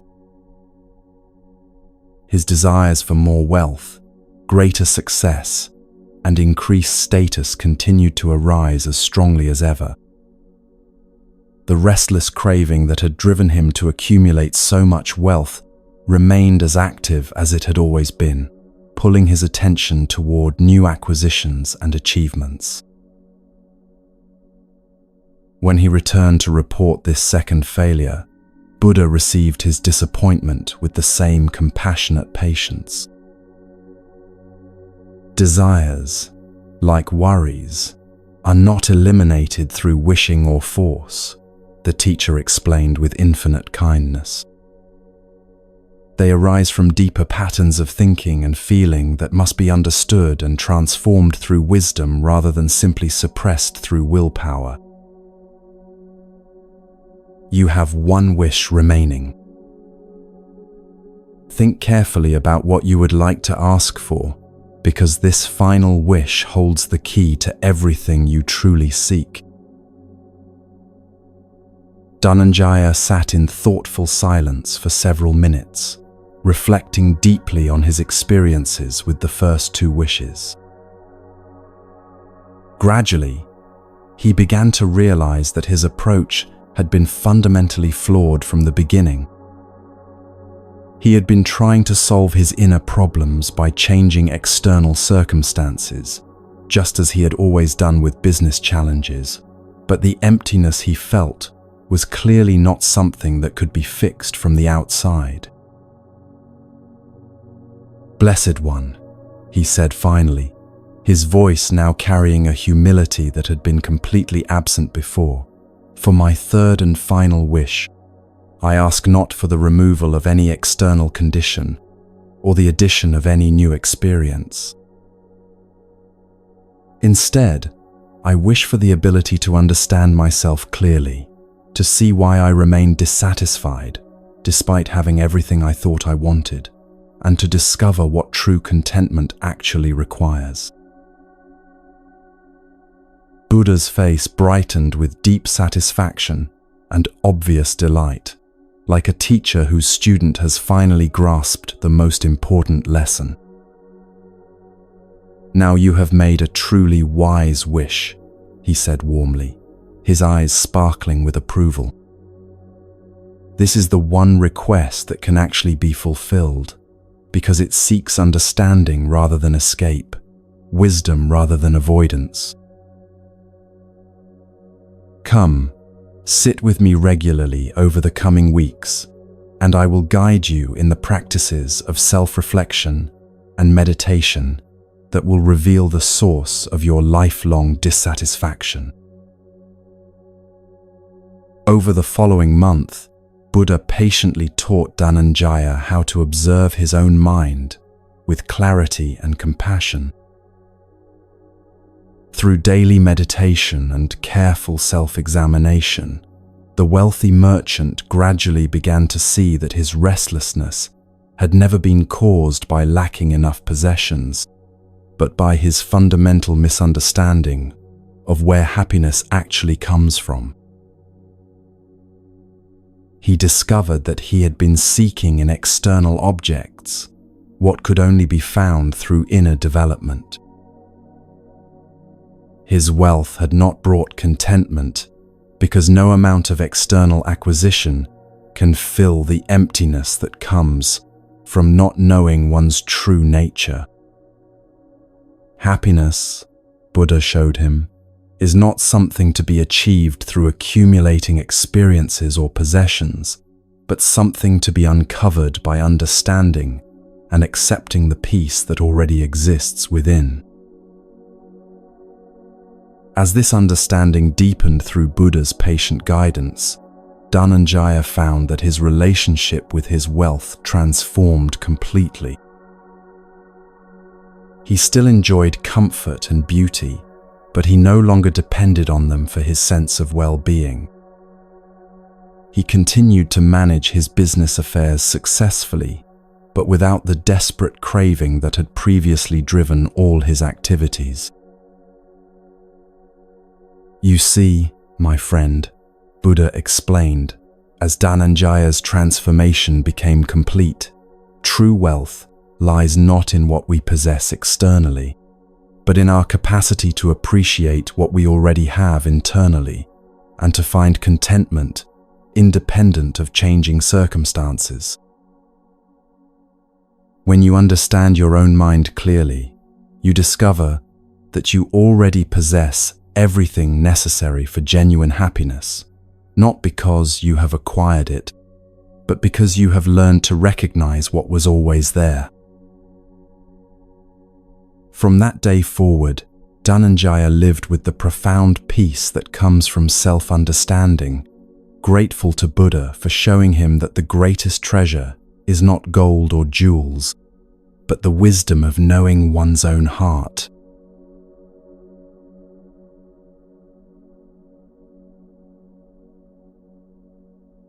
In a peaceful river that flowed through a dense forest, where ancient trees created a canopy so thick that sunlight reached the water in scattered golden beams, there lived a beautiful golden fish whose radiant scales caught the light like captured sunshine. This remarkable creature had become legendary among all the forest inhabitants. Birds would gather along the riverbank to watch it swim. Woodland animals would come to drink at spots where they might glimpse its graceful movements, and even the humans from nearby villages spoke of it with wonder and reverence. The golden fish embodied everything that represents true freedom in the natural world. It moved through the clear water with an elegance that seemed almost supernatural, its scales shifting from deep amber to brilliant gold as it caught different angles of filtered sunlight. Unlike the other fish in the river, this creature possessed an awareness and dignity that made every other being who encountered it feel they were in the presence of something sacred. There lived near this forest a fisherman named Matsya, a hard-working man who supported his family by catching fish from the river's abundant waters. He was known throughout his village as someone skilled with nets and patient with the rhythms of aquatic life, able to provide enough fish to feed his own family, while also selling surplus catch in the local market. But Matsya had recently fallen on difficult times. His usual fishing spots had yielded smaller catches, his nets needed repair, and his family's needs seemed to grow while his income diminished. For months, Matsya had heard other fishermen speaking in hushed, excited tones about the legendary golden fish, describing its beauty and speculating about the incredible price such a rare creature might command if sold to wealthy collectors or even to the king himself. As his financial worries deepened, Matsya found himself increasingly obsessed with the idea of capturing this magnificent fish, convinced that its sale would solve all his problems and provide security for his family's future.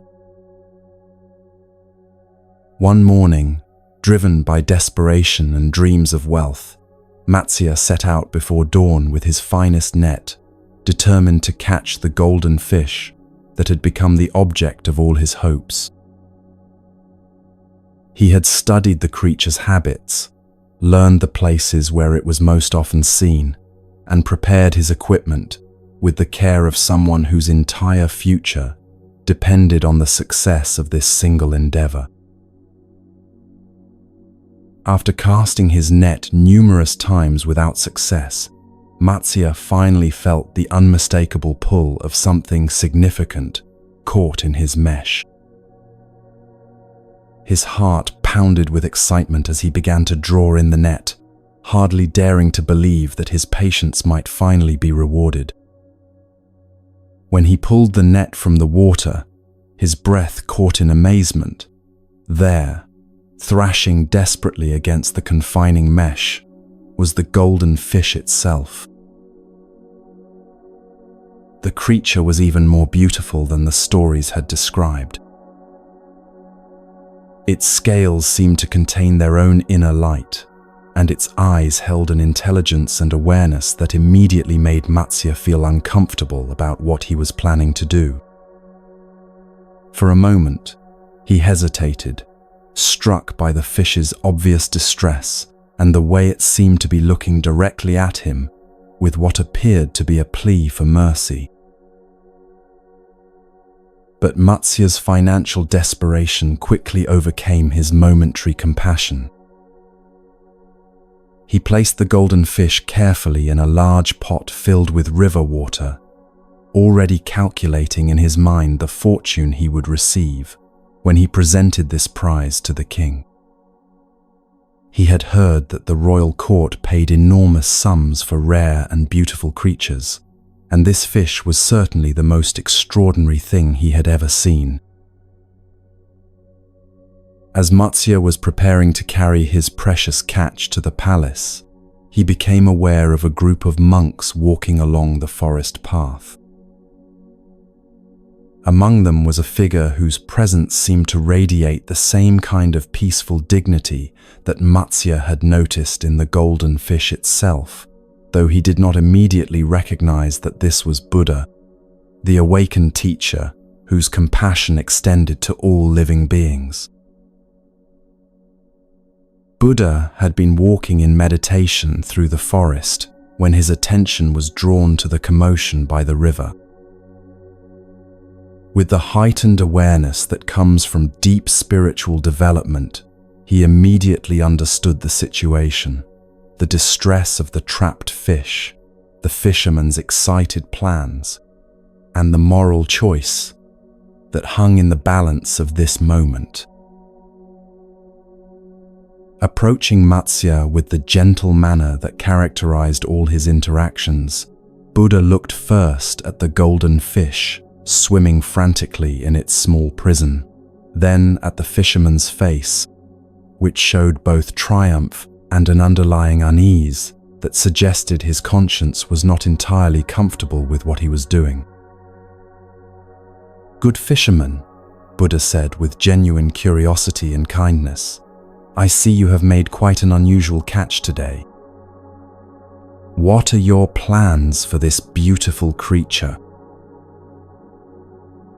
Matsya, pleased to have an audience for his achievement, explained eagerly how he had finally succeeded in capturing the legendary golden fish and how he planned to sell it to the king for what he was certain would be an enormous sum. "This fish will solve all my financial problems," he said with satisfaction. "My family will be secure, and I will finally have the wealth I need to live without constant worry." Buddha listened carefully, then looked again at the golden fish, whose distress was evident in every movement. "My friend," he said gently, "I can see that this fish, like all living creatures, wishes above all to be free. Its life belongs to itself, not to us. Consider this. What if, instead of selling this creature, you were to release it back to its natural home? In doing so, you might receive a reward far greater than any material payment." Matsya looked at Buddha with puzzlement and some irritation. "Respected sir, with all due respect, what reward could possibly be greater than the gold this fish will bring me?" I have struggled for months to provide for my family, and this catch represents the answer to all my prayers. How could letting it go possibly benefit me more than selling it? Buddha smiled with the infinite patience of someone who understood both the fisherman's immediate concerns and the deeper truths that would ultimately bring him greater happiness. When you release this fish, Buddha explained, you free yourself from something far more confining than any financial difficulty. You liberate yourself from the prison of greed and attachment that keeps your heart in constant turmoil. True wealth is not measured in gold or possessions, but in the peace of mind that comes from acting with compassion toward all living beings. The blessings that flow from such actions are not always immediate or obvious, but they bring a richness to life that no amount of money can purchase. There is more to existence than material gain. There is the joy that comes from knowing you have chosen kindness over cruelty, freedom over captivity. Something in Buddha's words and presence began to work a change in Matsya's heart. Looking again at the golden fish, he found himself really seeing its distress for the first time, recognizing its desperate desire for freedom, and feeling genuine empathy for another living being's suffering. The excitement he had felt about his potential profit began to be replaced by an uncomfortable awareness of what his gain would cost this beautiful creature. After several minutes of internal struggle, Matsya made a decision that surprised even himself. "You are right, honored teacher," he said quietly, lifting the pot that contained the golden fish. "This creature deserves its freedom more than I deserve its value."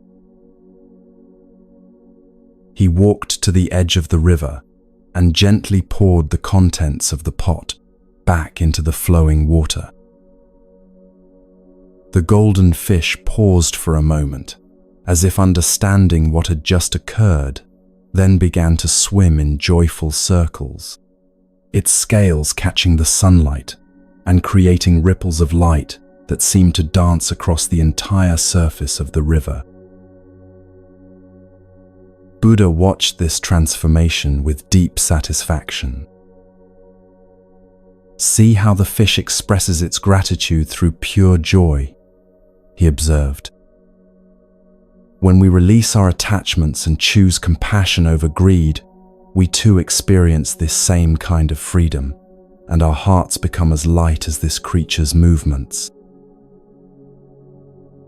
As Matsya walked home, he felt something he had not experienced in months, a profound sense of peace that seemed to emanate from the very center of his being.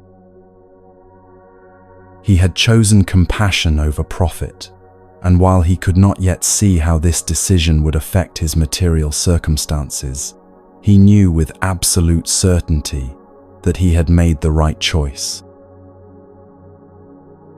In the years that followed, Matsya discovered that Buddha's promise had been fulfilled in ways he could never have anticipated.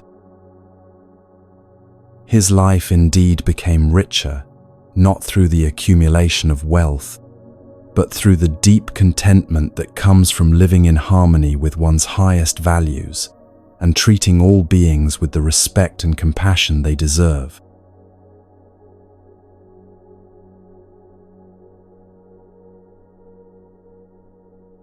In one of his previous lives, long before he became the Buddha, the Bodhisattva was born as a prince in a royal family blessed with great wealth and comfort.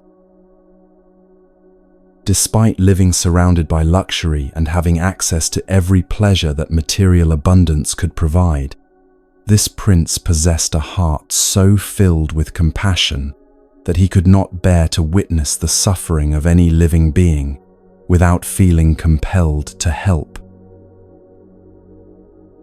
This particular quality of universal love had manifested in the prince from earliest childhood.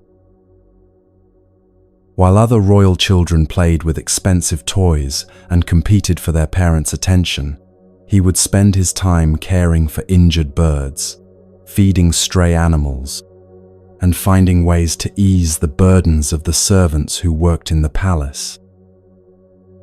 His compassion extended beyond his own species to embrace all forms of life with equal tenderness and concern. One day, the prince was traveling through a remote mountain forest with his retinue when they came upon a sight that would test the very limits of his compassionate heart. Hidden in a secluded grove, far from any human settlement, they discovered a tigress in the most desperate condition imaginable. The magnificent animal was emaciated from days of unsuccessful hunting, her ribs showing clearly through her once powerful frame, and her eyes dulled by the kind of hunger that threatens life itself. What made this situation even more heartbreaking was that the tigress was not suffering alone.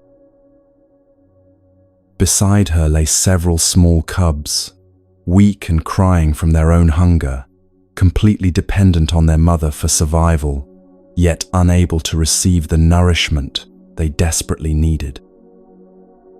The mother tiger had been searching for food for many days without success, and now lacked even the strength to continue hunting for the prey that might save both her own life and the lives of her offspring. The prince's companions, seeing this dangerous predator, immediately urged him to move away quickly before the desperate animal might attack them in her hunger-driven desperation. "Your Highness," they said with urgent concern, "this creature is clearly starving and therefore extremely dangerous. We should leave this area immediately and allow nature to take its course without putting ourselves at risk." But the prince found himself unable to turn away from this scene of suffering. Looking at the tigress and her cubs, he saw not a dangerous predator to be feared, but a mother facing the same universal struggle that touches all beings, the desire to protect her young and the anguish of being unable to provide what they need to survive. In that moment, the prince felt such overwhelming compassion that the distinction between his own welfare and the welfare of these suffering creatures seemed to dissolve completely. "My friends," the prince said to his concerned followers, his voice carrying the calm certainty of someone who had suddenly seen with perfect clarity what needed to be done, "I cannot leave knowing that these innocent beings will die from hunger when I have the power to save them. Please continue on your journey and do not wait for me. I have something I must do here." Despite their protests and pleas for him to reconsider, the prince sent his retinue away and remained alone with the starving tiger family. With a heart overflowing with love and a mind completely free from fear, he approached the weakened tigress and spoke to her with the gentleness of someone addressing a beloved friend. "Noble mother," he said softly, "I can see your suffering and the suffering of your precious cubs. I cannot bear to watch you starve when I have the ability to provide what you need. Please, take my life so that you and your children may live. Let my body become the nourishment that will restore your strength and allow you to care for your young ones." What happened next demonstrated the miraculous power of perfect compassion. As the prince lay down before the tigress, offering himself completely without reservation or fear, something extraordinary occurred that touched the very heart of existence itself. The tigress, sensing the pure love and selfless intention behind this incredible gift, found herself unable to simply take what was being offered. Instead of immediately attacking, the great cat seemed to pause in recognition of the profound sacrifice being made for her and her cubs. The prince's willingness to give his life so completely, asking nothing in return except that suffering beings be relieved of their pain, created a transformation that went far beyond the immediate physical situation. Through his ultimate act of compassion, the offering of his own life for the welfare of other beings, the prince demonstrated the highest possible expression of the love that knows no boundaries between self and other. His sacrifice embodied the truth that, when compassion becomes complete, when the heart opens so fully that personal survival becomes less important than the welfare of others, something sacred enters the world that has the power to transform even the most desperate circumstances. This story of the Bodhisattva's sacrifice teaches us that true love is not limited by the boundaries we normally place around our care and concern. When compassion becomes so pure that we would give everything for the welfare of another being, we discover that we have touched the very essence of what it means to be truly awake. The prince's willingness to die for a starving tigress shows us that the heart capable of such love has already transcended the ordinary fears and attachments that keep most beings trapped in the illusion of separation. In our own lives, while we may never face such an extreme test, we can remember that every act of genuine selflessness, every moment when we choose another's welfare over our own comfort, brings us closer to the boundless compassion that transforms both giver and receiver.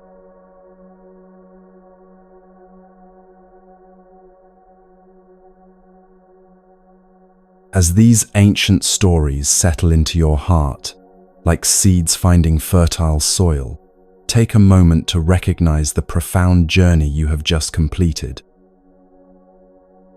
Over these past 3 hours, you have walked alongside Buddha through gardens of wisdom that reveal the deepest truths about human existence and the path to lasting peace. From the muddy water that clears when left undisturbed, you have learned that your mind naturally returns to stillness when you stop fighting against your thoughts. From the broken bowl, you discovered that letting go of attachments brings freedom rather than loss.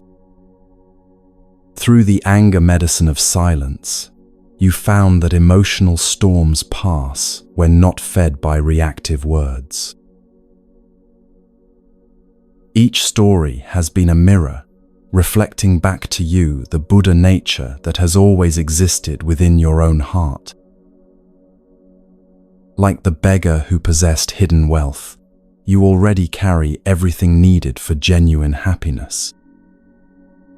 Like the lost ox that was never truly missing, your peace has been waiting patiently for you to stop searching and simply recognize what is already here.